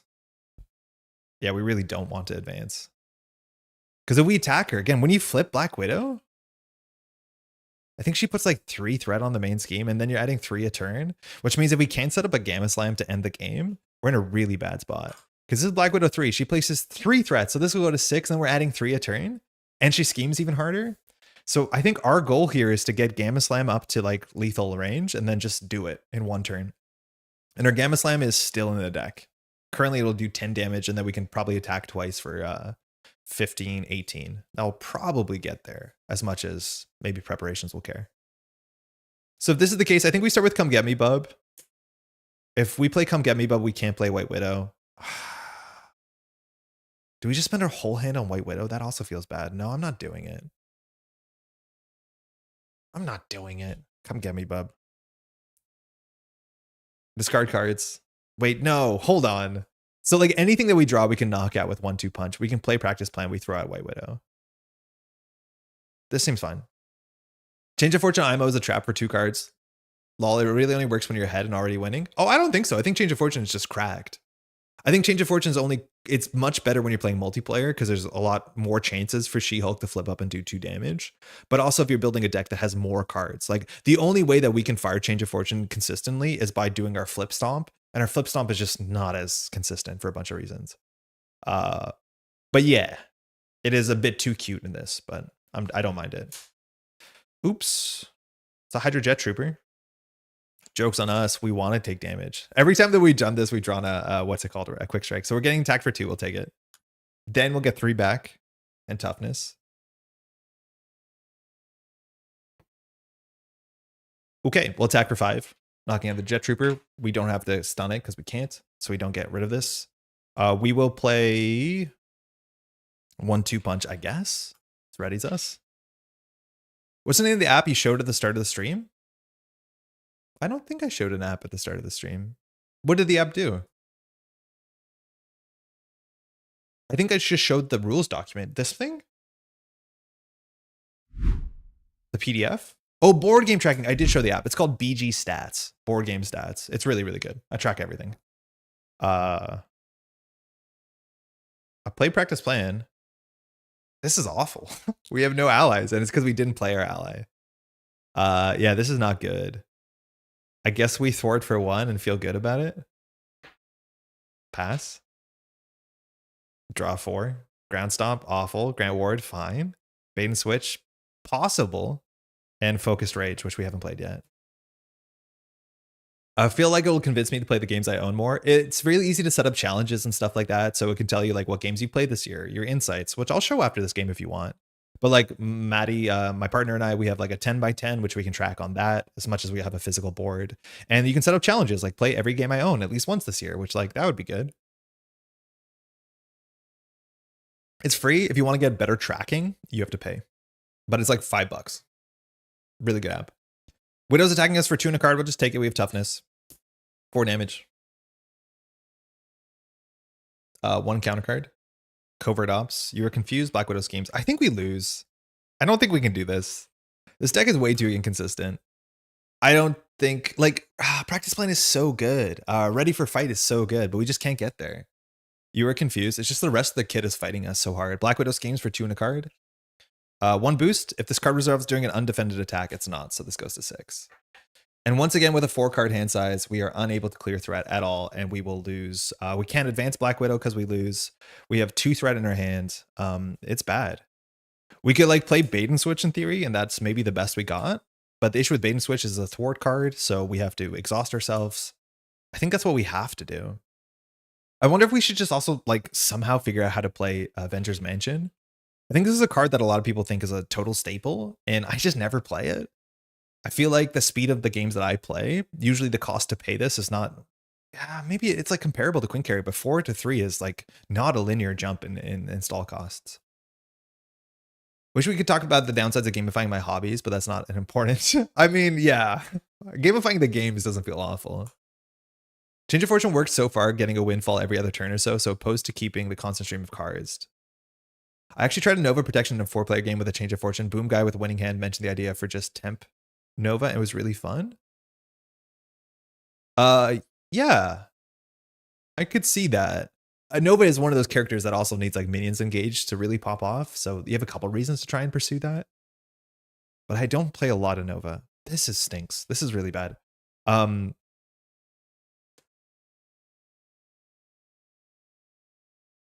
Why? Why did this happen?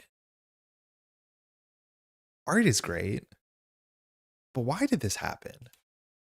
Okay, what are we doing here? We're 1 away from getting our Nemesis set, which will add, 4 Crisis, which that's not good for us. The best amount of thwarting we can do is jump down, but then we'll get this down to 4. It'll go up to 5. She schemes 6, 7. If we draw 3 boost, we're cooked. But that might be the best we can do here. And then Grant Ward as well. We have 1 more ready for fight in the bottom of our deck. I think Bait and Switch is like probably playable, but again, yeah, we are confused. So if we play Bait and Switch, we cannot recover. So much of this in our economy is just slightly slow. Like there were so many turns where we had Dr. Sinclair and another card. We had Prof X plus another card, and we just can't play 2 meaningful cards in a single turn. And it's catching up with us. The other options, we do Quinn Carrier into Focused Rage, draw a card. That could help. But we have to play Grant Ward because it's 2 threat a turn. And then I think we do play Bait and Switch after we thwart, and then we don't recover and we stay down for a turn. I think that's the best we have. Let's try that. We'll play Bait and Switch. It's in our deck. I guess we can do Quinn Carrier. Yeah, that's fine. So we first thwart to get rid of the confuse. Then we play this. The villain attacks you, so attack for 2 and a card. 2 boost, 4 damage. That hurts. But we're setting up Gamma Slam. We're actually maybe going to win next turn. So we take 4. And then it says, then remove 4 threat. So we need to do that. We'll play Grant Ward. Grant Ward will come in. If Grant Ward fires, we will die because we have 2 health. But Grant Ward will exhaust to remove 2 threat. So that's clean. That's good. We can maybe afford to jump down. Wait, what are we doing the rest of the hand? This hand's not playable. Hear me out. Deft Focus. Focused Rage. Ground Stomp. It's a superpower. Black Widow takes 1 damage. Did you put your card in the counter deck? Yeah, you know it. Good catch. I do that from time to time, especially these cards that interact with the counter deck. Really good catch. Yeah, we got her on 1. She's on the ropes. We'll jump down. And we'll pass. We played another Bait and Switch. Okay. Endurance, that's good. We could use some more health. Dr. Sinclair's here for healing. Energy's here. Legal Practice. Give us a Gamma Slam. Come get me, bub. Not great. Grand Stamp OP. I mean, we didn't want to knock her out, but we wanted to do as much damage as possible. Notably, Grand Slam is also not an attack, which is kind of fascinating. So it doesn't interact with Black Widow in any way. This only goes to 1. Now Black Widow schemes for 2 and a card. 2 boosts, so we go to 5. So if we draw a scheme into a 3, we are out. Screams externally. Exhaust your identity surge. Hate that. We wanted to recover. Master plan. Okay. This is only just going to be more threat. So place 4 threat on each side scheme. If there aren't any, which there aren't, discard until we find one. What about instead 1 card left in the deck? And this has Crisis on it. Destroy evidence. 4 threat. Each other encounter card gains insight 1. Oh, that's bad. Ooh, that's bad. There it is, yeah. 2 costs for 1 damage. Does she even lift? Okay. All right. We have a good hand here. Wait, did we reveal encounter cards? We revealed 1 encounter card, so we have to spend the mental resource. Otherwise, Grant Ward stabs us. We'll just Quinn Carrier it, so we don't have to worry about it. Yeah, Grant Ward. Yeah. Mouse Beer, good catch. It usually takes me a second once we're spiraling. Okay, so things we can do. We can play Dr. Sinclair and we can come get me Bub to heal 5. That's a start. With this hand, oh yeah, it's a real problem is that the resources that Grant Ward want, Dr. Sinclair want, which Superhuman Law Division wants. Do we have any superpowers? No, so we could like recover 3 and the legal practice does nothing. Doesn't Grant trigger twice? Did we reveal 2 cards? Oh, Surge. Yeah, you're right. Also Surge. Yeah, good catch. Well, we have to pay for Grant Ward or we lose the game, which means we can no longer Dr. Sinclair. Which means we should get rid of Dr. Sinclair. Oh my god, that was bad. You know that how we talked about this, sometimes you draw exhaustion and it loses you the game? This is it, right? Admittedly, we played Grant Ward and we got Surge, which that's on us. But we can't recover. We can't attack. Like, exhaustion knocked us out of the game. The bottom 4 cards are Gamma Slam and a Ready for Fight. Yeah, and a Prof X.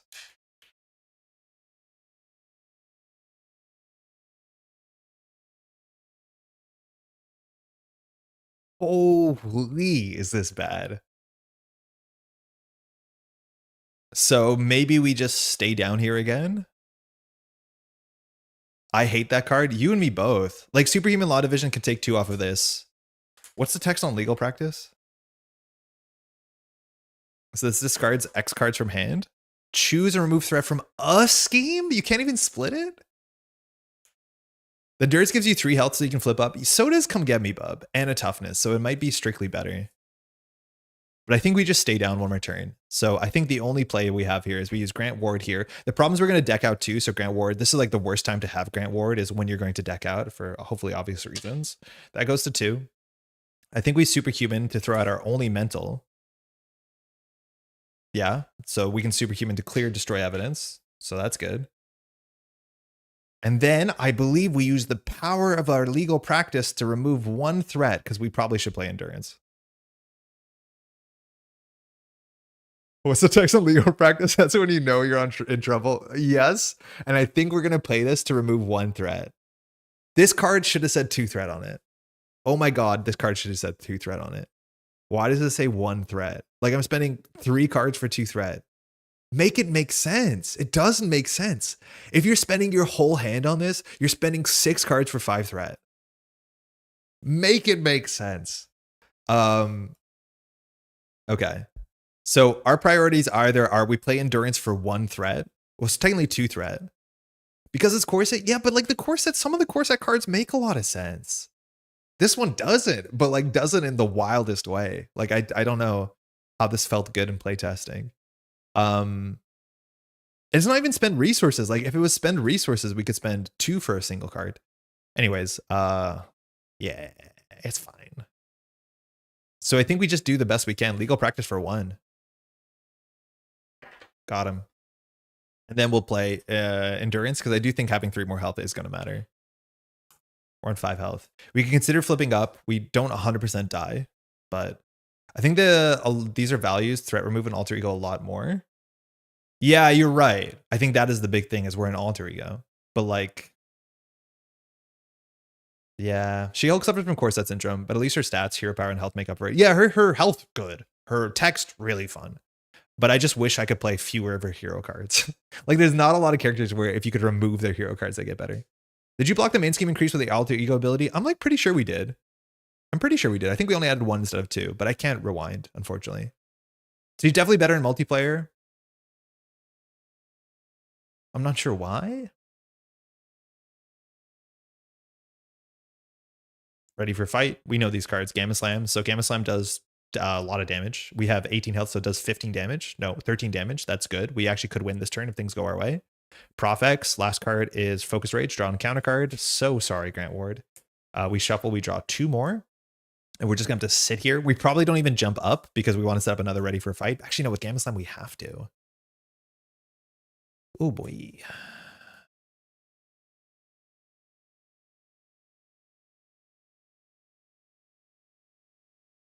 Who else? I think out of any character from the core set, Jennifer Walters suffers from that core set syndrome the most. Spider-Man has a couple cards that don't exactly make sense. I think they would redo his thwarting capability if they could modernly. T'Challa is fine. Iron Man is fine. Who am I missing? Captain Marvel is fine. It's just like She-Hulk is a really big outlier. But I think Protection was like a weird outlier as well. And they're both green. So that makes sense. Man, that exhaustion was so bad. If we had 5 more health here, we could easily jump up. Because the threat thresholds are higher than others can thwart while she punches. Yeah.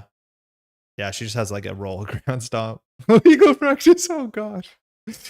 Oh god. Bad heroes are better multiplayer because other heroes pick up their slack. Yeah. You have to be super, super like self-sustaining and do everything, which is like, you know, both the swinginess and both the excitement of playing solo Marvel Champions, which, you know, it's a way to play it. Iron Man's so good in yellow. I like Iron Man in Protection a lot, but yellow Iron Man's great too. We have to watch out for Grant Ward. Should be lethal if you survive in the counter deck. Oh, by the way, when we, oh no, we draw this card because we deck out, which means this goes here first, which means we're putting 3 there a turn. We prevent one of them, so we go to 7. So we lose. We have to jump up here. We have to jump up because this is going to hit acceleration. But if we jump up, this still goes, yeah, we have to legally jump up here. Shit. At 6, we can get away with this. Maybe. But at 7, we can't. Because the chance of her getting a 0 boost is like very, very low. You were F4? Was I F4? Did I already put one there? Let's say we did. Let's say it was F4. So then it goes to 6. I mean, we're still probably cooked. I think we have to take a risk here. Thank you, Paul. Bad. Okay, you did step 1 while talking. Okay. Can you do damage to Grant Ward? No. Grant Ward specifically says he cannot block or not defend. You can assign damage if you get like indirect damage, but you cannot block with Grant Ward. Otherwise, a 0 cost ally that can just like do 2 thwart block would be like really, really busted. Yeah. Grant Ward's a really cool card. I think I'm like the biggest Grant Ward supporter, and I feel like he's been a problem consistently, but I kind of enjoy it. And oh man, the worst thing possible is if we draw oh no, I guess if Titania schemes for 1, it's fine. Damage from She-Hulk. What do you mean damage from She-Hulk? Like if we take damage, can we assign it to our allies? Because you can only do that if you get indirect damage. Otherwise, attacks are targeting. Damage from She-Hulk. I'm not sure what that means. Black Widow schemes for 2 in a guard. It's a 2 boost. We lose. 1 encounter card. Dance of Death. This would knock out Grant Ward before his ability fires, so that's good. And then our next card would be Aim Commando, which is Quick Strike, which doesn't matter. So we were 1 threat over. If we jumped up, we would have been okay-ish. We'd be intact for 4. No, we would die to Aim Commando and Dance of Death. So we had no good line there. We had to jump up and block. Exhaustion did cost us the game. At least like at that point, there's many things that cost us the game, but exhaustion really cost us the game. All right, 2 wins for Black Widow, 0 for Jennifer Walters, doing her best. I don't know. That was meant to be her encounter card, I guess. That's fine. Retaliate, who cares? It's bad. Okay, what is the best Jennifer She-Hulk deck we can build? Because like we have 1 more hour maybe of stream. Let me just check my phone because I'm not sure when my sister is cool to hang out. Oh, much later. Okay, we're good. Like 5-ish. That's fine. Okay, we'll play until we win a game. Oofa doofa. What have we learned? Let's talk about what we've learned.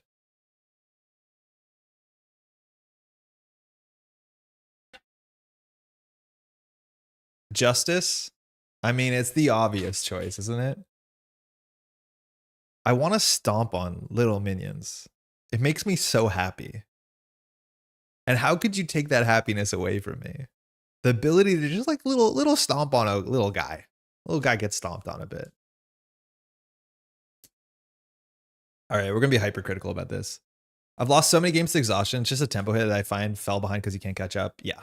It's a big tempo loss, and then you draw another encounter card. So exhaustion into a minion, exhaustion into a side scheme. It's just like, I hope your hand is good because you're not doing anything with your table. Okay. Before we'll do one more run before we go to Justice. But until then, we need to make protection work. So let's talk about all the cards that are in the deck, and we're going to be hypercritical about what works and doesn't work. White Widow doesn't work. She's too expensive. We've never played her. We haven't considered playing her. Ready for Fight's really good, and I think we're at the point where we should play 2 practice plans, because if Ready Fight doesn't work, we don't have a deck. Limitless Stamina is good. It doesn't seem amazing. I'm never giving up on this guy. Have you seen Villain Theory's new video? He made a 150-page doc for heroes and their deck card suggestions and hero pairings. Maybe check that out. I haven't. I don't think I want to dig through a document right now because it's not the easiest thing to do. But like, I don't think I need serious help. I think I need a bit of help. If you know what I mean. Come Get Me Bub has been underperforming. Def Focus has been underperforming. It's just not enough cards that interact with it favorably, but staminas are fine. We've only seen 1 Nick all game. Bait and Switch, I don't love it, but it seems maybe like a necessary evil. Resources are fine. Get out of the way, little guy. I think we need 2 practice plans because Ready for Fight is the only thing our deck does well. So we just need to lean into that a bit better. These are okay. If we're doing this more, Change of Fortune gets a bit better. Come Get Me Bubs the 2x, Professor X. Okay. Maybe add plan B. We never play this card. And it's better than I think it is. This is technically not an attack as well, which like has some weird implications with Black Widow. Lockjaw, I don't like Lockjaw. Lockjaw is going to be our whole hand. And our whole hand is not a great way. Like spending 4 on Lockjaw is not fantastic. Chop 1 copy Limitless and possibly consider it enhanced awareness. Seems low on mental resources and cheaper than Queen Carrier. Enhanced awareness. Oh man. I never play these cards. I'm convinced a 2-cost card that generates 3 resources is not good. But I could try it. I can't see a hand where I want to get this down. The thing is like where I'm wrong is that in that game, Quinn Carrier probably gave us about 4 resources. We did draw it on our last hand of our cycle, but it's not that much worse than enhanced awareness. And the tempo gain you make from saving 1 card is probably worth something. So I'm down to try it. Maybe we'll do it in the Death Focus slot. Hey, where's our energy? Where's our energy at? Oh, I found it. It converts resources into another. No, for sure. Just like all resource generators do, but all other resource generators in this game are infinite. And so I've never considered this, but I will try it. I'll definitely try it. Assess the situation might be what you want. It's another card that a lot of people like and shows up in a lot of decks, and I've never played it. I think this is a deck that can try it. Small hand size decks like it a bit better. We're not that many turns that we're floating a card. It also has a mental on it, which I think I'm totally down to try cards that I don't usually play. But I'll explain why I don't play them. This card is just not a great draw. You generally need tempo, and every card in our hand we need to use to push forward, it seems. And this card doesn't do that. It makes your next turn better, but the problem is we're losing now, if you know what I mean. But I'm down to try it. Like, people like it, so there's probably something to it. I feel like our allies are not super synergistic. I don't know what allies we should play. Protection doesn't have great thwarting allies. I think Voodoo could do a thing. However, a lot of our events are kind of butt. But Brother Voodoo is not bad at all. These Come Get Me Bubs don't make a lot of sense. I think they're causing us problems. These bait and switches don't feel the worst, but I think we would need toughnesses. Like, this seems like a great deck for Hidden Base or whatever it's called, because then we can jump up and actually take more attacks. I also like Downtime and She-Hulk versus the AOS box as you get slammed some turns. Assess the situation is awesome if She-Hulk's dude. No, I've never liked it. I've never played it. Maybe that's the same problem.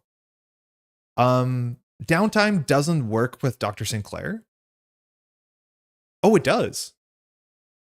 Like, I was super suspicious about Dr. Sinclair, and so far we've learned nothing about it because she hasn't come down, let alone the mental resource tax is like a real problem. Downtime in theory like makes Sinclair better, but it also just means we'll probably basic recover a bit more anyways. But I could see that being a thing where we don't want to block as much, we just want to have better recovery. I could get behind that, but then I'd probably end up cutting Dr. Sinclair. I don't really like assess the situation with heroes that have payouts from playing events like Hulkling. Oh yeah, wait, what is Hulkling want to play events? I don't know anything about Hulkling's kit besides shapeshifting, but the fact that it's an event is cool because you actually have to play it, right? Yeah, I thought Dr. Sinclair might say printed, but it does work, which is cool. Let me try and find another practice plan. Okay, we'll try some stuff here. I think we need more thwart, though. I think if we can't solve that, we don't have a deck. What am I looking for? Oh, practice plan.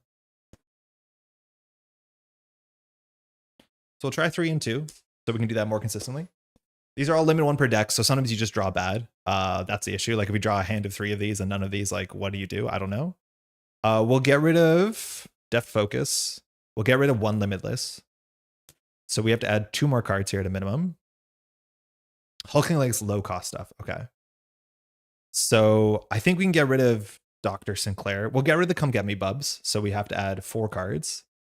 I'm going to still try Dr. Sinclair before we do downtime. We'll try to assess the situation. I don't really want plan B because the issue with our deck is not damage. Our issue with the deck is like, well, unless we play like a rush deck, the issue with our deck is thwart. If we had a plan B that did threat, I'd be 100% into it. Is Shapeshift upgrades exhaust after you play an event? Oh, yeah, okay, that makes sense. Cheap events, okay. We'll try to assess the situations.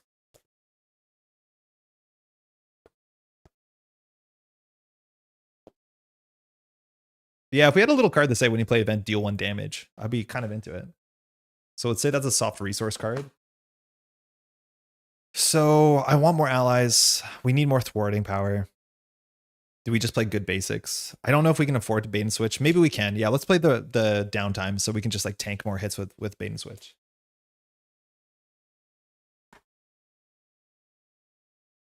We can't really play side schemes because we don't thwart really well.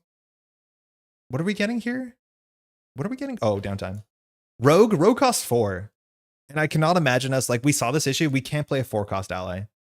It's not bad because she like takes our, but the problem is if she copies our thwart stat, it's +1, so it's not even that great.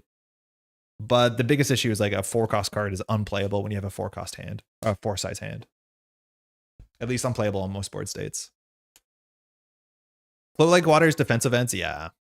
Yeah, only defense events. It's another card I also don't think like makes sense. Oh, we said we would try that enhanced awareness or whatever it is. Yeah, Ironheart's not awful. She's a cantrip of sorts, but she only thwarts for 1 and she chump blocks. Like maybe we value a bit of the chump block. Okay, let's try this enhanced awareness thing. Never played these. I skipped right over them. We can try it. Lockjaw's good as he stays in your discard if you need him. Trust me, I'll try, but like we can't play a 4-cost ally. When we have a 4 hand size, playing our whole hand for Lockjaw like doesn't make a lot of sense to me. Like I'm never going to play this in our hand because it's never the best card. And then our discard pile, we always have better things to do. It's a nice panic button. Like I played a lot of decks of Lockjaw. I like them, but those decks are generally like resource rich. Okay, we'll give it a shot. So how many cards are we on? We want to be on 25 extra cards. So 1, 2, 3, 7, 9, 14, 16, 18, 19, 20, 21, 22, 23, 24, 25, 26. And yet there's Nick Fury there. I mean, he draws 3 cards, right? So Nick Fury functionally cost 1 resource. He's that good. And he gets you a new hand. Don't talk shit about Nick Fury. All right, we have to cut 1 card here. My guess, I want to try assess the situation because I just haven't played it. So I think we're going to cut 1 Limitless. We already have 2 1-2 punches, so this might be overkill. So again, sorry, 7, 8 plus 5, that's 13. 17, 18, 19, 20, 21, 22, 23, 24, 25. Yeah, let's give it a shot.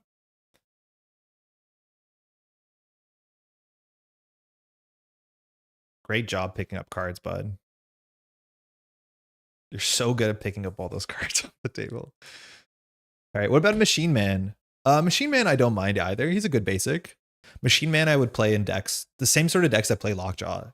Cards or decks that draw hands that they don't know what to do with their resources and they don't have resource sinks. I would call Machine Man and Lockjaw resource sinks. So, you know, you have more resources than what you know what to do with. And admittedly, maybe She-Hulk falls into that camp because we have a bunch of these like cards that don't do anything. Like when you draw into a hand of legal practice, ground slam, like, yeah, maybe you like the sinks. But we're not a resource dense deck, right? Like Machine Man is really good in Bishop, in what's it called? Black Panther, like a deck that just has a lot of resources in it. Ironheart and Miles are good, so is Machine Man for getting it done. Ironheart I don't mind, but Ironheart is just like a cheap block. who thwarts one. Like she's gonna be good. I don't like Miles that much. Miles is like Miles boosts Miles' owns text, right? Oh, I have to search it up with Spider-Man Miles. Ooh, it's not easy to search. Yeah, like Miles is a 3 thwart for 1 turn. It's not the worst. I almost never play this though, unless I'm playing Web Warrior stuff. Oh, he's a champion. What doesn't kill me is okay. I think our deck was suffering with too many readies anyways, that I didn't want it. Like our original version of the deck had a bunch of readies. Incidental health healing is okay, but we had way too many readies that I don't think we needed this. It's not a bad idea though, especially because we're going to be tanking a lot of hits. I think maybe the problem is also how we're playing is like we have 3 attack, and because we have superhuman strength, we're trying to like hold on to it. I did this twice and not attack, where we probably should just be sending 3 damage every turn into Black Widow, just so that we are also dealing with the main scheme. So I'm going to try and do that a bit different as well, where we're going to be attacking a bit more and not just like trying to hold on to our superhumans. Nick Fury Sr. thwarts for 5 and chumps. Don't know if that's helpful here, but it's a consideration for later. Nick Fury Sr. I've never played because I think he's just worse than Nick Fury. So he removes 3 threat, 2 threat, and then chumps. I feel like it's always worse than Nick. So this would be our second Nick. Never played this card. Sadly, no readies when we got exhausted. We still have, I think, 1 limitless stamina, but yeah, you might be right. A 1-2 punch needs us to be ready. Okay. Take 2, set health to 15, set villain health to 16. I think we shuffled this. I'll give it a quick shuffle. We haven't. Now hear me out, symbiote suit. Excuse me as I crack as my friends love symbiote, but I am annoyed with them. Yeah. Maybe. I think the counter deck in Black Widow is actually relatively mean. We don't get that much value from additional stats. Plus 10 health is also not super valuable. It does make it easier to do a Gamma Slam, so it's not the worst. Fury Senior's equivalent in terms of value, just don't draw as much, and I think you really want the shield trade for your hero. Yeah, the toughness is like the part of Nick Fury Senior I like the most, I think. But I don't know. I've enjoyed if you play aggression. I think I like Captain America better for that. Obviously, I like Nick Fury better than that. She-Hulk loves infiltration and justice, I find. Yeah, I could see that. I could definitely see that. I think I'm worried. Like one thing I do on the channel is try and play something different because it's very easy for us to play like so many different infiltration decks. I think we played infiltration, I want to say last week, but the card's just really good. That being said, every week is a ready for a fight week, isn't it? All right, strength. Ready for a fight. Nice, good setup already. Gambi, this is good. We can keep all of this. Turn 1 isn't a ready for a fight turn. This is much better. Assess the situation. Okay. Do you ever keep this in your opening hand? And split personality. Holy crap. Holy crap, is this a turn? Okay, hear me out. So what we do is we play ready for a fight, which we're missing an easy physical, so let's worry about that. We jump up.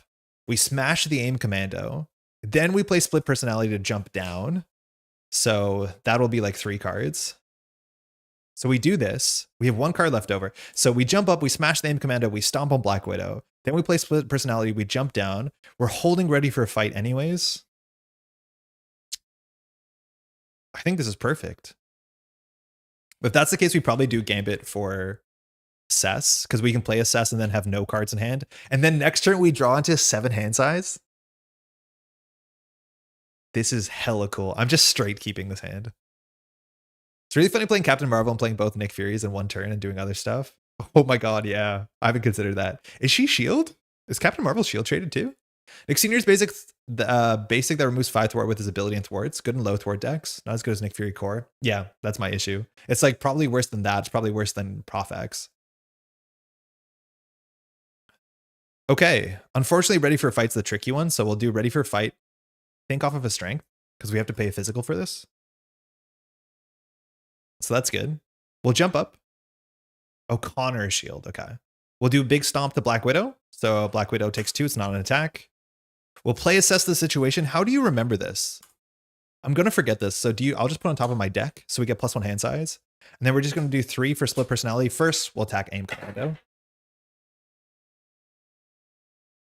Like this is where She-Hulk seems good. So split personality kicks in. We've already jumped up. So now we have to change our form and then we draw 6 more cards. 1, 2, 3. Nice. 5, 6. Put on top of the deck. Yeah, that's what we'll do. Okay, good hand. Good enough hand. Pretty good hand. That turn was absurd. Split personality is so cool. Okay, so Grant Ward's easy to play. These are useless, so we could do this for this. We can't do the action to play Change of Fortune, but I think this is a really good card because we have resource issues. None of these cards are functionally playable. We could also not play Grant Ward, so we can play Change of Fortune. I think we need a thwart for 2, though. You draw 7 now? What? Wait, no, we don't. We don't draw 7 now because Split Personality says printed. Yeah, we don't draw 7. We draw 7 next turn. It says printed. Yeah. That would be really, really cool. Yeah, so it's still 6, which means Iron Man doesn't do assess the situation really well. I think people still play it. Like, this has Iron Man on it, but it has Iron Man. It doesn't work well with Iron Man. I think we have to not play Change of Fortune here. So we'll play Grant Ward. Coming in. Boarding for 2. Yeah, it says printed. Bummer. Yeah. We'll do 1, 2, 3. We'll get Focused Rage on the table. So far, assess the situation has felt pretty good. And I think we'll hold on to Change of Fortune. There's still a bunch of small minions. We're going to be drawing so many cards that doesn't feel that expensive to IP penalty. And then we'll pass. So assess situation fires. We draw 6 more cards. Oh, Focus Defense. Didn't mean to show that. Quinn Carrier. Nice. Practice Plan. A bit too late. That's fine. Superhuman Strength. Nick is here. Give us a double. Ground Slam. Love it. And then we draw 1 more card. It's an Enhanced Awareness, which probably not going to hit the table. Let's be honest. It works with Tony and not Iron Man because of text. Yeah, really annoying. This only goes to 3. We're getting attacked. We will jump up. We stomp. Are we going to jump up? Yeah, I mean, why not? Why not? Black Widow's attacking us for 2 in a card. 1, 2. Boost. If this attack resolves during an undefended attack, discard a support you control. We don't have a support, so just 2 damage. This is an upgrade. Encounter card. Hail Hydra. From Hydra Assault. Each Hydra minion attacks. Each player who's not attacked searches the encounter deck and discard alpha Hydra minion puts into play, engage with them. So we can put into play means we don't do on revealed. So we actually can go ahead and get the Hydra regular and then set up our Change of Fortune here. Because Hydra regular has 2 health. And when you put into play, you don't do when revealed. So insight is when the card is revealed. So I'm just going to go for this. We could maybe go for something more ambitious here. Oh, I have to spend a mental. Remember that. But I think we can set up a Change of Fortune. But are we jumping down? Because the Change of Fortune only works if we're jumping down. And we currently don't have a way to do the easy jump down because we don't have a ready for fight. We're going to be drawing 4 cards with Focus Rage and Nick Fury, so we might end up getting there. Yeah, that seems fine. We'll give it a shot. This feels so much cooler already. All right, we reveal the thing, so Grant Ward's text matters. Grant Ward will spend a mental. Our hand is mostly mentals, so I don't think it's really precious what we get rid of. We'll just get rid of Ground Stomp. Why doesn't it work with Iron Man? Assess just increases hand size. The printed is on Split Personality. What is a She-Hulk card? Because Iron Man's printed text is really bad. Because you get +1 hand size for each tech, but his printed hand size is 1, right? Because I think it cares about what's printed. It's the same thing where if you give your hero +2 attack by playing an upgrade, it doesn't care if something says what's a printed attack. It's just the base attack, right? So printed is the text, not the modified text, the text that's on the card. So that's why it doesn't work. Wait, no. Assess the situation works fine. You get +1 hand size. You're right. Split Personality wouldn't work in Iron Man. Yeah, what we're saying is straight nonsense. Yeah, good catch. Yeah, that doesn't matter. Yeah, that's fine. I short circuited there for a bit. Okay. So we have 2 competing things here, technically 3 competing things. We have Change of Fortune, Nick Fury, and this thing. I'm confused. Yeah, we have a thing for that. No, but you're right. You're totally right. I'm confused. So all these are competing. Assess the situation first breaks Iron Man's max hand size. Oh yeah, the max hand size will kick in. So if you're on 7 hand size and play assess the situation, you can't go above 7. That is a thing that's actually true because you can never max out more than 7. It does not break through. Yeah, that is true. If you're on massive hand size and you play assess the situation, you cannot ever go over 7 hand size. That is the reason. Yeah, it's capped at 7. I was thinking about if you play split personality in Iron Man, you draw 1, but obviously for many reasons, that's never going to happen.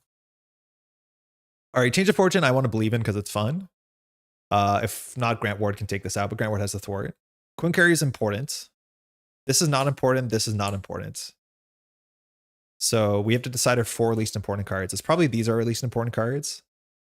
Nick Fury draws 3. Oh, hold on. We should focus rage first. If we get a double here, this opens up everything. So we'll take a damage, draw a card. Dr. Sinclair, that's fine. Okay, she's not super important. We're going to miss her, but we also have downtime, so it feels less bad. So 1, 2, 3, 4. We'll play Nick, and then we can play Quinn Carrier, and then Quinn Carrier can play our card. The issue is we're not going to jump down this turn because we have Nick Fury, but that's fine. So we'll play 4 and we'll just set up.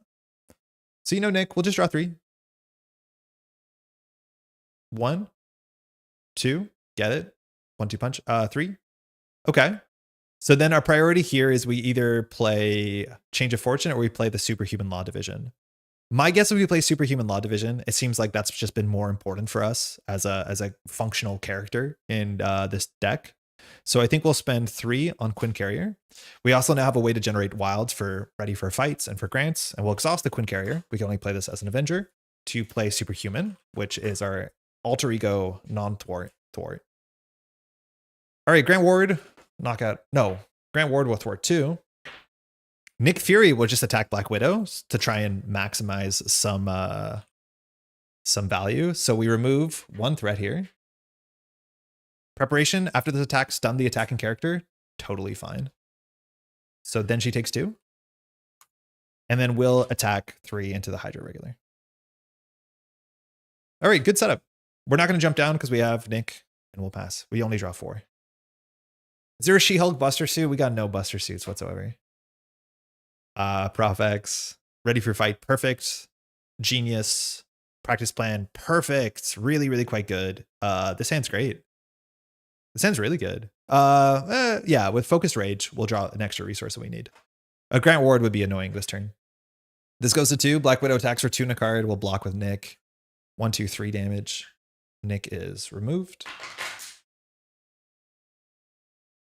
Not in a treachery. It's a treachery. Widow's Bite. When revealed, you are stunned, take a damage. And then we have to pay for Grant Ward's sins. So I think... If we do Quinn Carrier, we can't do Quinn Carrier because we want to play Ready for a Fight. So we have to do Prof X, which makes this turn a hell of a lot worse. It makes it so much worse. We could also just let Grant Ward remove himself from the game and take 2 damage, which honestly might be the play here. We go down to 9, which is okay. But then we're on 9. Focus Rage draws a card. Focus Rage and Genius plays Prof X. Quinn Carrier plays Ready for a Fight. We play Practice Plan. So if we don't take 2 damage from Grant Ward, this hand falls apart pretty bad. Yeah, I think we take the damage. So we're just going to take 2, and Grant Ward will RFG. I talk so many good things about Grant Ward, and every time on stream, he makes me look like a fool. That's okay. Focus Rage for 1. Draw a card. Bait and switch. We're not going to play that. We'll attack to get rid of the stun. Or do we recover?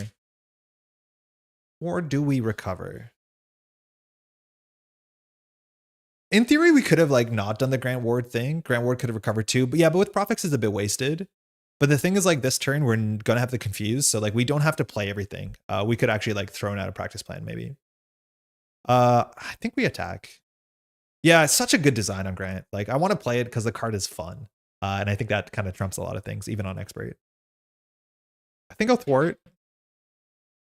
Sorry, I think I will attack. We won't recover because we're going to stay down next turn. If that's the case, though, we should recover because we draw another black Widow's Bite. If we're stunned, we take 2 damage instead. So I am going to 1, 2 Prof X. We kind of don't want to jump down because we have Prof X, though. In hindsight, yeah, maybe we don't jump down because we have Prof X. Prof X will thwart all of this. Confuse the villain. We will use Quinn Carrier for Ready for Fight. We'll play Practice Plan. Yeah, we stay up 1 turn because we have Prof X, so I guess we just attack. All right. We lose 2 hand size, but we get a free block. Is that a good trade? Is that a good trade?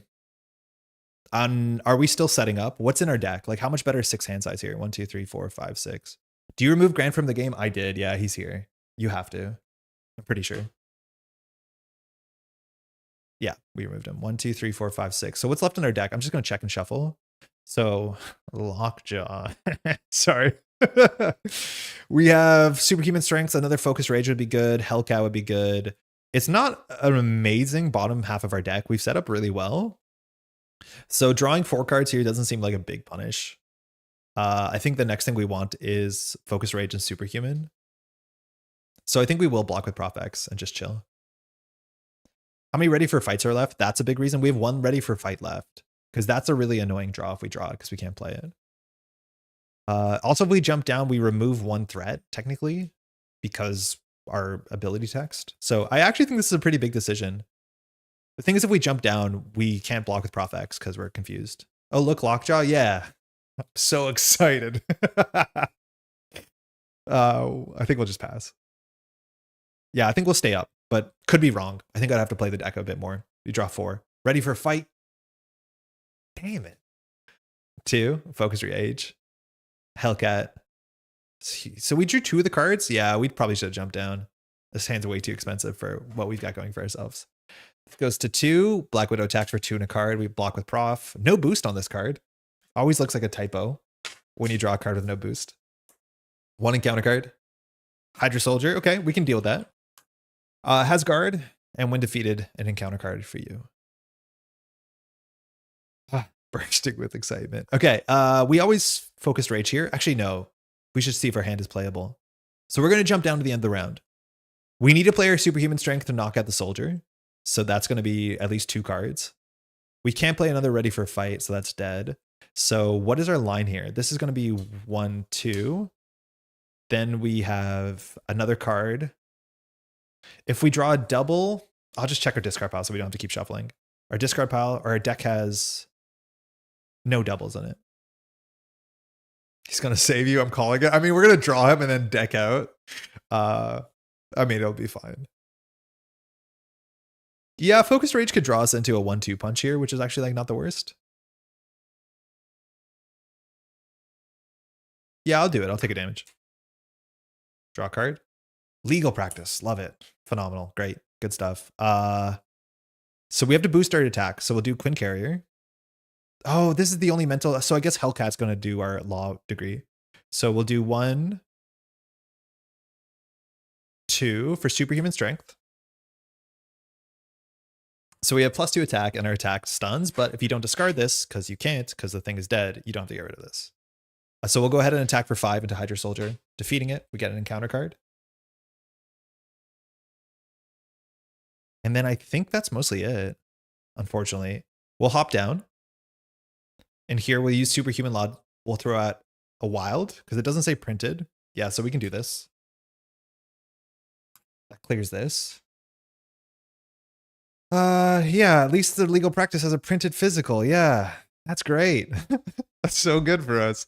I want to keep another Focused Rage. We have a downtime coming up. We might recover soon. So we could Legal Practice for no reason. I think we will keep this because we should have a good setup here. The Confuse is going up, so we're not going to pop off any of these. So we'll just have 6 cards here. So we'll just draw. 1, 2. Nice. There's the Endurance. Lockjaw. Says. Lockjaw. Downtime and Face the Past. I don't think we're playing the Face the Past here. But that's good. This only goes to 1. She's confused. Hopefully these are not the worst encounter cards, because then we'll have to pop up. Second encounter card, first encounter card, Sinister Strike. So this just has Surge. Never write Sinister and start tabbing through because there's so many cards. Goes to 1. Surge. Because we're in Alter Ego. Legal Work. Nice. So either we can put an acceleration token. No, thank you. So I guess we're exhausting ourselves from removing this from the game. Acrobatics. Oh, I think we get attacked on this no matter what. I think this card's really bad. This one. So if you're in alter ego form, change to hero form. Stomp. No trigger. Black Widow attacks you, giving her additional boost card. Oh, we could just die here. It's possible to die. She's attacking for 1, 2, 3, 4, 5, 6. What's happening? How is this happening to us? Why? They can't leave us alone. We're exhausted. At least we can give ourselves more health. We can't use focused rage for obvious reasons. We're gonna deck out. Yeah, that could have gone bad. We have 3 cards left. She's on 8 health. I think we're just gonna play all our stuff. We need to recover, but that's gonna be next turn's problem. So I think we just have to let her scheme out. We kind of want to play Lockjaw. The cool thing about Lockjaw is you can pitch Lockjaw and then play Lockjaw from your bin before you deck out. 2 damage for flip up. I got it. Yeah, she went down to 8. Good catch though. Okay, so hold on. What are we doing here? So ideally we play assess the situation.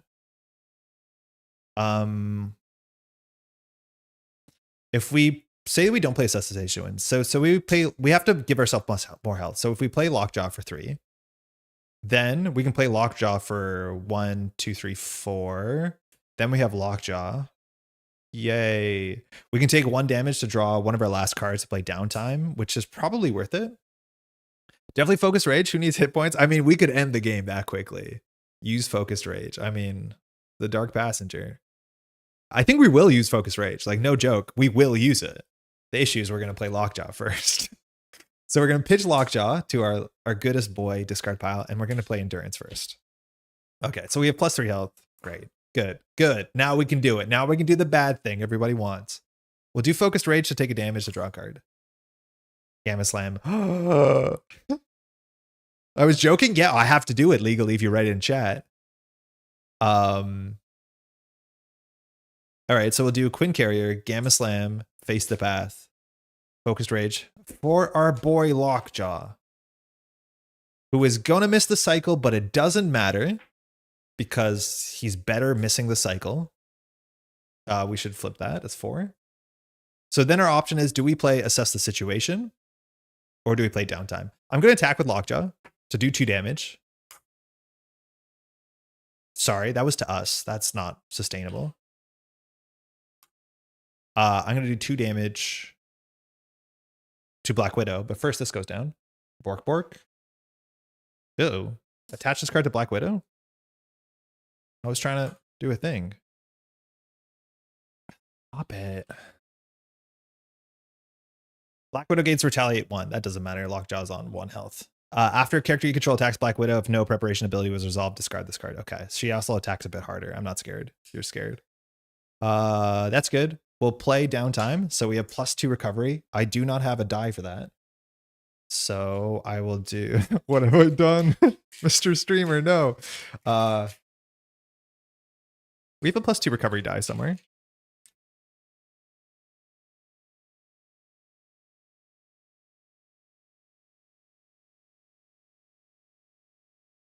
Don't we?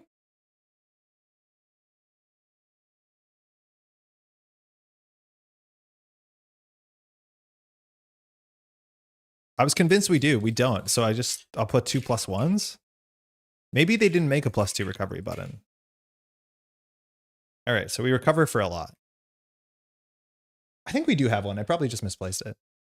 Okay, this is us. If we jump down, we're drawing 2 encounter cards. We're at 3 health, which is not a great spot to be. But I think we have to jump down. We have 7 recovery. That's pretty goofy, and we'll pass. If we survive, it's going to be cool. So far, this has felt way better than anything else we've done. Legal practice, love it. Give us a ground slam. A 1-2 punch. We deck out, we get an encounter card. We have to shuffle. We have Lockjaw. Issues Dance of Death gets a bit worse if you have an ally, but it's okay. Lockjaw will die regardless. And then the discard pile is shuffled, so Lockjaw will be waiting for us.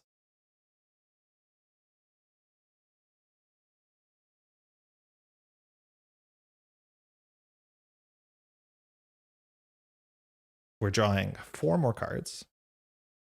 We'll have a big hand size because of practice plan. 3rd card, Energy, nice. We have Dr. Sinclair, honestly, really good, potentially, because then we can jump up, jump down, recover. This is 4. 5 is Change of Fortune. 6 is bait and switch. The bait and switch are seeming a bit suspect.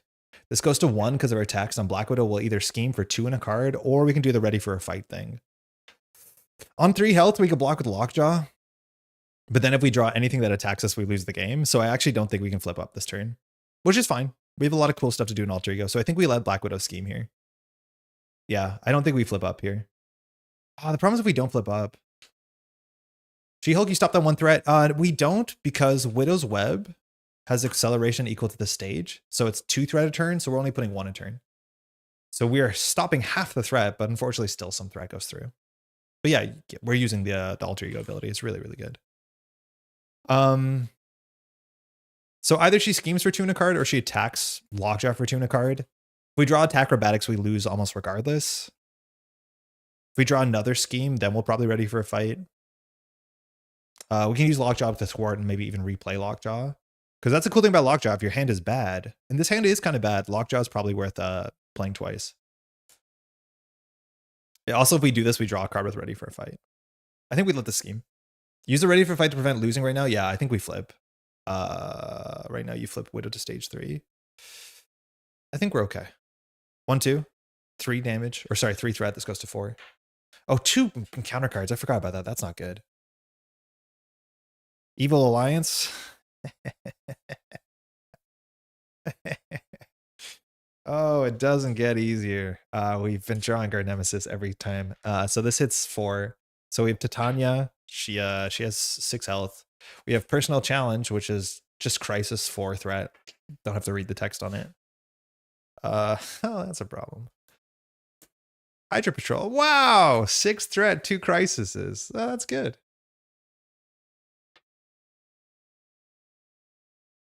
Every game, it seems like it's going okay until it's suddenly not. And I just think we don't have huge burst turns unless we draw like Nick Fury or something else. Like, we have so much threat. This is definitely a double Lockjaw. Maybe we can afford to bait and switch. The problem is we can't bait and switch because of the crisis. We have to clear all these things, and bait and switch only clears the main. Yeah, when it rains, it pours. Baby, it's not good. Okay, so Titania, we have to just do as much damage to as we can. We do have a 1-2 punch, so we can deal with Titania. The problem is like it eats our superhuman strength in a way that I would consider ugly. But actually, no, we stomp Titania into the ground. Yeah, that's fine. This seems acceptable. We should Lockjaw Hydra Patrol first because we draw a Quick Strike minion. There's no repercussions to that. So I'm going to start here by thwarting 2 on Hydra Patrol. And so we search, right? It's our choice. Yeah, searches and puts it into play. So we don't do win revealed. So I'm going to go get just a 3 health Quick Striker, I think, with preparation text. Quick Strike whiffs. This is rough, buddy, but it's basically my experience in every attempt. I made a solo protection that isn't Nightcrawler. Or no, I love solo protection. The issue is like you have to have more thwart and not 4 hand size. And your hero cards are usually better than this. We needed Avengers versions of the Shadowcat ally in a future set. Yeah, I was considering putting Avengers Tower into this deck so that we could like bounce Shadowcat with a bit more consistency, but there's not a lot of good protection Avengers allies at all. So you could still do it, but like, I don't know. All right. That was Lockjaw. Sorry, he's defeated. Oh, I'm about to lose all the dice. Okay, that's fine. Okay, we probably have to play Dr. S here. Yeah, our hand doesn't really matter, so we can do it. So we'll play 1-2 for Dr. S. We're going to use Dr. Sinclair for the first time ever. Maybe. Because then I think we just play Dr. Sinclair, and then we do... do we do Dr. Sinclair? I think we have to. Solo protection needs basic allies to thwart, not always. Yeah, it depends on the villain. But I've played solo protection against Black Widow probably a couple times already on the channel. Okay, so Iron Lad is an incredible Avenger ally. Ooh, yeah, I've heard the neutrals are in the upcoming set are really good. Notice how I said upcoming. I do think we have to focus rage this turn. We want to end in Alter Ego though. If we draw split personality here, it's such a cool turn. Oh, hold on, Lockjaw in. Is MC better or AH better? Jared, how's it going? It depends entirely what you want from the game. Arkham Horror is a campaign game where you play a series of scenarios and it builds a story with branching narratives. It's a horror property too, so that kind of like if you like Arkham, if you like Lovecraftian stuff without the racism, that's a good sell for many. It's also a game that plays a bit more like an RPG, where you spend experience to upgrade your deck, and you can play it kind of flavorfully. Like, oh, what would my character do in this situation when they walk into X haunted spot and this happens? It requires a fair bit more setup time. It requires more deck building. Marvel Champions on the other side, like I play it mostly solo. I'm not a huge enjoyer of Arkham Horror solo. I play 2, 3, or 4 players more often, but it is definitely a totally different beast. In Arkham Horror, you have like a limited action economy, and it's meant to be a bit dreadful. You only have 3 actions a turn. You can do tests that you can just fail. That makes the game exciting, but it is a bit more of an RPG. It also has a board where you move your characters around, but it's a narrative game. A lot of people don't even play campaign mode in Marvel Champions, so if you want to just pick up pre-constructed decks, if you want to just jam your favorite villains, your favorite heroes, or Marvel Champions is way more casual. And I don't mean that in a obviously disparaging way. Look at us now. So that's where I would say they're both really cool. If you want to wait for Arkham Horror, mind you, a new core set comes out just at the beginning of next year. So if you're trying to dive in, I own everything in Arkham Horror. I like it a lot. For what it's worth, I haven't liked some of the recent campaigns, and a lot of the old stuff is out of print, but hopefully that answers. I must depart. Needed to prepare for a 6-hour D&D level 20 adventure. Yo, good luck. Remember, have fun. You got this. Amazing to see you again. Hey, thank you, Donovan. Enjoy the rest of your weekend. Thanks for dropping by. Arkham Horror needs a dedicated group from my experience, but I find Marvel Champions is very good solo, but better in multiplayer. I almost never play this multiplayer, but yeah. This game is like, if I have this is what I would say. If I have like 45 minutes, or if I have 2 hours even on a weekday night or whatever, I can play an entire campaign of Marvel Champions solo. But Arkham Horror is a sort of game where I plan every week. Mondays, I meet with this group of friends I've been meeting for about a decade with, and we like play through scenarios, campaigns. There's a lot of dramatic reading and immersion in AH. I haven't played Marvel Champions, but this seems more like a slash game rather than experience. I do think the game in Arkham Horror and Marvel Champions are both equally tight, but yeah, there's a lot more like RPG-ness to Arkham, which for some people is like the most important thing. Okay, what the heck are we doing this turn? What are we doing? So none of these cards matter. 1-2 punch could matter. The issue is if we want to play our friend Lockjaw, it doesn't matter. I think Lockjaw is important because we're being attacked for 3 in a card, and that's not super sustainable. But we might have to attack Black Widow for 5. My idea is that we attack AIM Commando for 3. We stomp Titania. We ready ourselves. We attack Titania for 5. We're good. But then the rest of this hand is like kind of trash. So maybe we have to do Focused Rage to play Lockjaw. Yeah, I think we have to do Focused Rage this turn. Oh, the other options we can recover. I think we should just recover with Dr. Sinclair and not Focused Rage Lockjaw. Unless Focused Rage, we play it anyways, and then we end up drawing a double. If we draw a double, then we can play Lockjaw. My D&D group plays campaign mode and MC. It's great. Oh, sick. I haven't liked a lot of the last campaign boxes in terms of their campaigns, but the earlier boxes, the campaigns I play exclusively. Okay, we're going to use Dr. Sinclair for the first time. We're going to throw out a mental. Exhaust Doctor, spend a mental to recover equal to your recovery, our recovery 7. We can remove a status card from your identity. We're good. We're at 10. Okay, now we're good. How long does an AH game last? It depends on your group and how many players. It scales per player. When I'm playing solo, I play through the most average scenarios in about 45 minutes. When I'm playing with a group of 3+, usually a game takes about 2.5 hours, 2 hours. But it depends a lot on your group. We'll flip up. We'll do a little stomp on Titania. We're going to do Focus Rage for damage. Sinclair felt good. We'll draw. We drew split personality. It happened. Wait a second. We're going to pop the F off.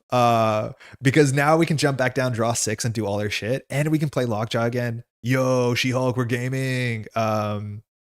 Oh, but we can't 1-2 punch. But we can't 1-2 punch. It's okay. So is it?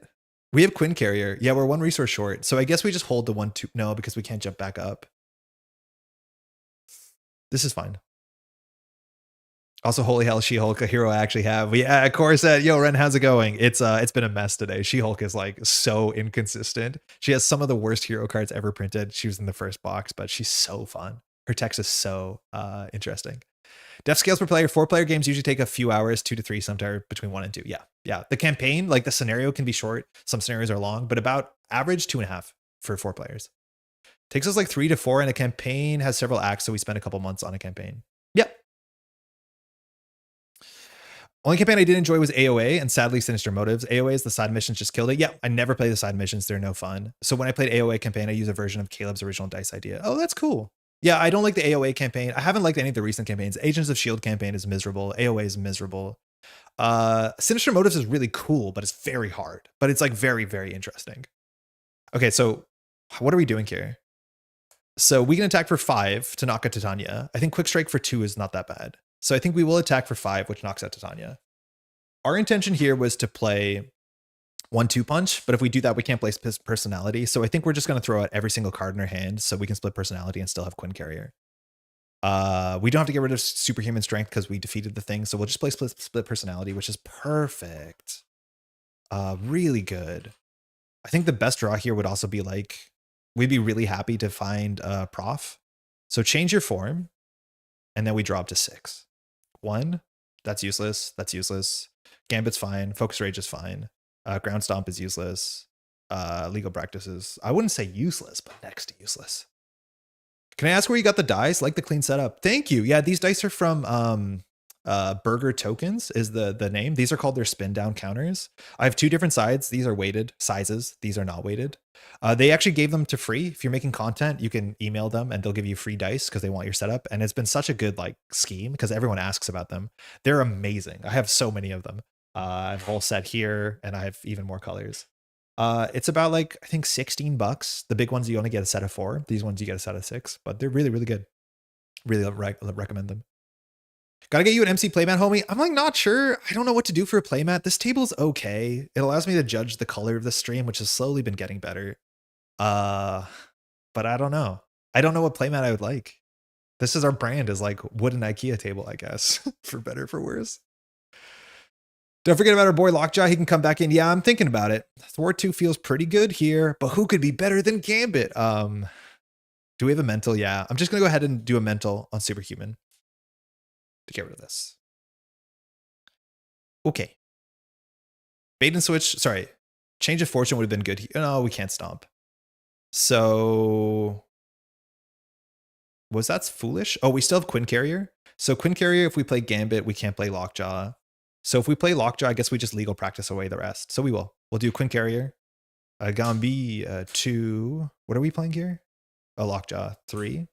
Oh god, it's legal practice for 1 again? That's good enough. Our bestest boy is here. You can play him from the bin. Matafar was right the whole time.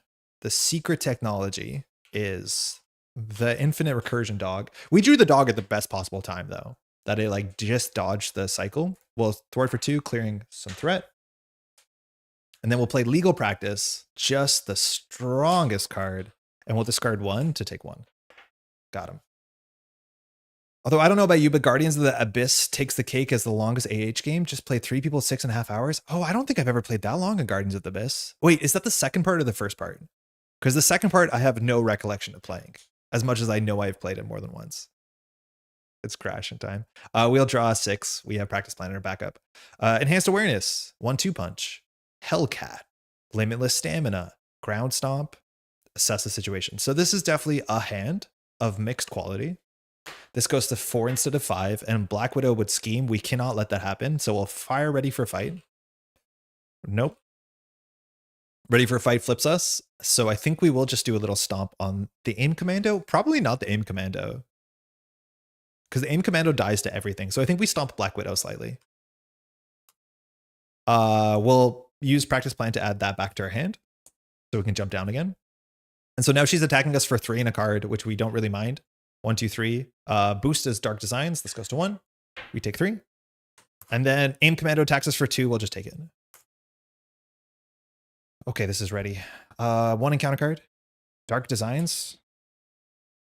I mean, we probably don't lose to this. So 1, 2. Boost if this is resolved during undefended attack. Okay, we got lucky. This goes to 6.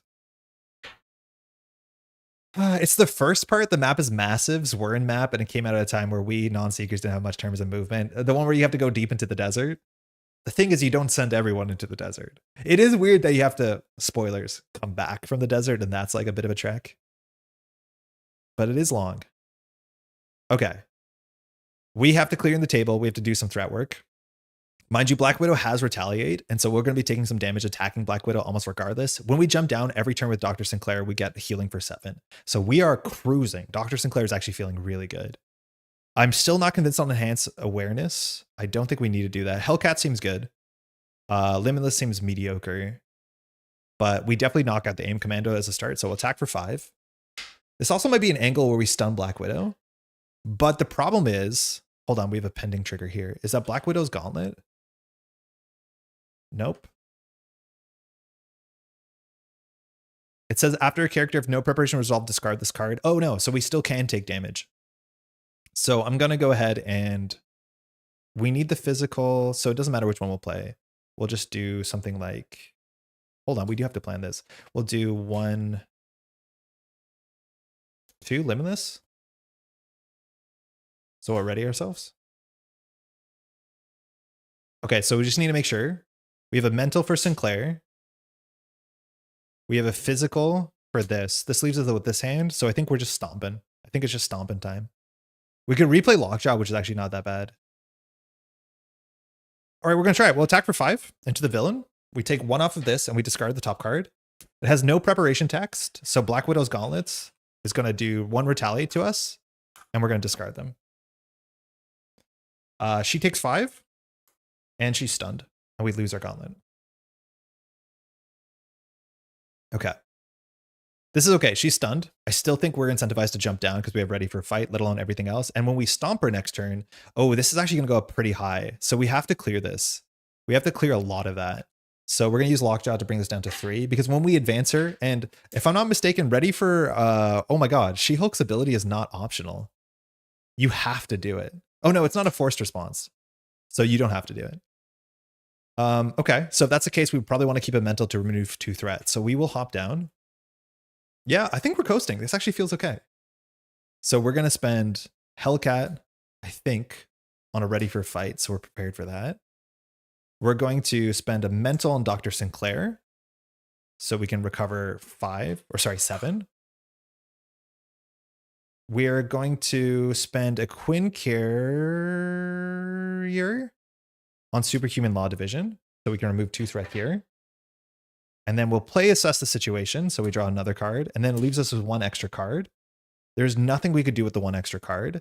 So instead of keeping this 1 extra card, I'm going to keep Hellcat and then we play this instead as a physical. Good. We'll pass. We're drawing up 6 more cards on top of this. Oops. 1, Superhuman Strength. 3, Professor. Assess. Ready for Fight is back. Face the Past is still here. We are probably not able to play that. And then we draw our 7th card, which is a genius. That's going to tie the hand together. This goes to 2. Black Widow is scheme against us, but we're ready for fight. So we flip up. When we flip up, we'd have to do 2 damage. We don't have to, but we will. So our hero ability does 2 damage to Black Widow, defeating her. So villain takes 2. And that means we advance to Black Widow 3. Place 3 threat here. So it goes to 5. She now has 20 health. So pretty big jump. And same force interrupt. So now she's attacking, but she's stunned. 1 encounter card. Titania's Fury. I don't know what this does. Titania attacks you. If Titania did not attack, heal all damage from Titania, and this card gains Surge. Oh, so an alter ego. Hydra Regular, Insight 1.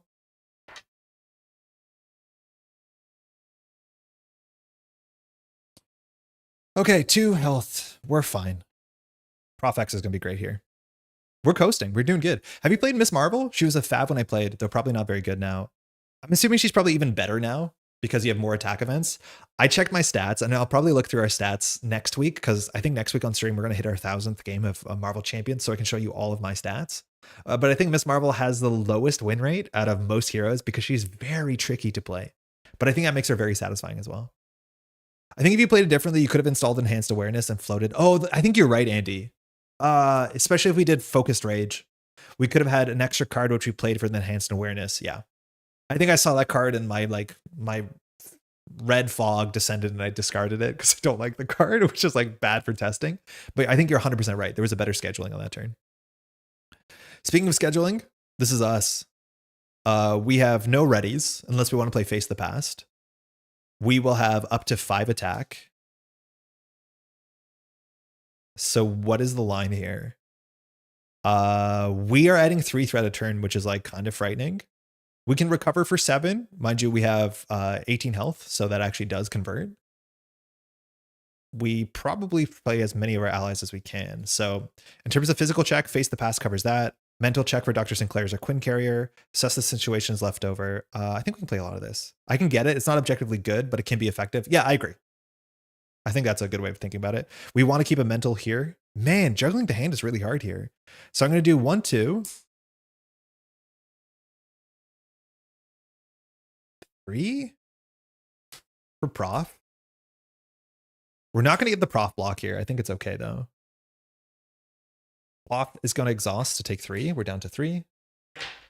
And confuse the villain.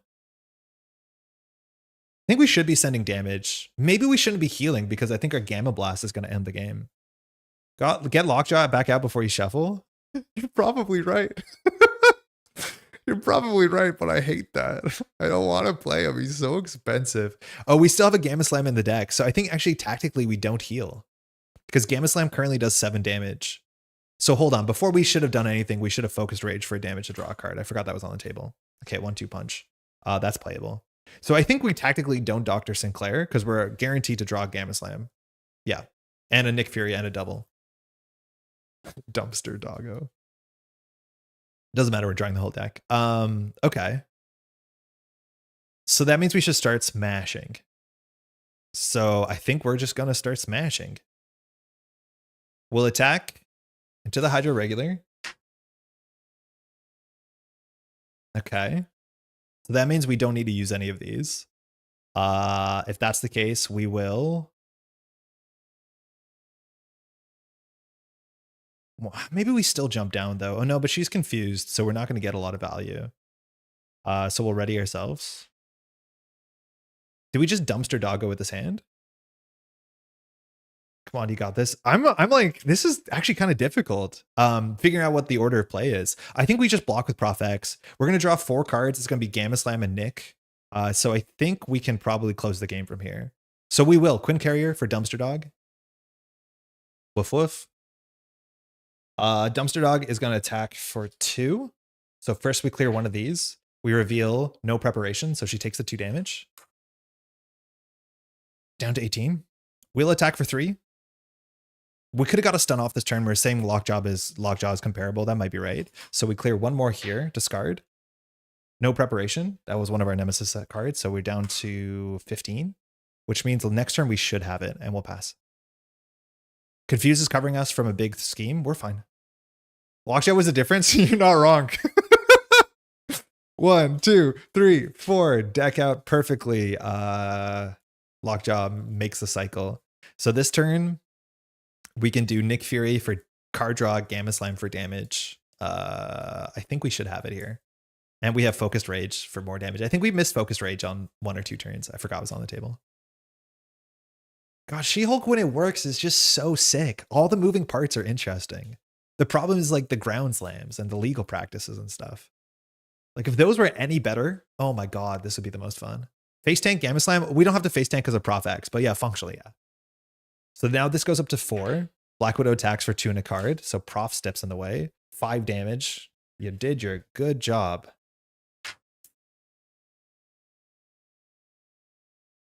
I don't know why that's exhausted. 2 encounter cards. Don't get exhausted here. Nowhere is safe. Totally fine. This goes to 3. We discard an upgrade or a support. We're not going to need the Superhuman Law Division anymore. It might be fine to get rid of one of these too, but whatever. Drawing near also doesn't matter. I would have used them for a backup block. The backup block might not happen though, right? Like, shouldn't you always do the main block? And then if you need a backup block, you have him. Because if we don't need him, we don't use him. Drawing near. So our turn starts. We're going to get our Nemesis set because we're going to discard 1. This goes to 4. Our Nemesis appears. Now, I think this is, I have to double check. I think we just get our Nemesis minion. Pursued by the past back. After you flip this side, find your nemesis minion, search the set aside area for your nemesis side scheme. Okay, so just Titania shows up. She doesn't have relevant text. 6 health. But Gamma is basically lethal with extra sustained damage. Oh, yeah, 100%. Yeah, you're right. We should have taken the damage because of Gamma Slam. But I think we have the damage anyways, unless threat matters. You're 100% right. We should have tanked it because it would have been lethal. That's actually a pretty big mistake. It's like the greasy heroic player knows what's up. Locked up forever.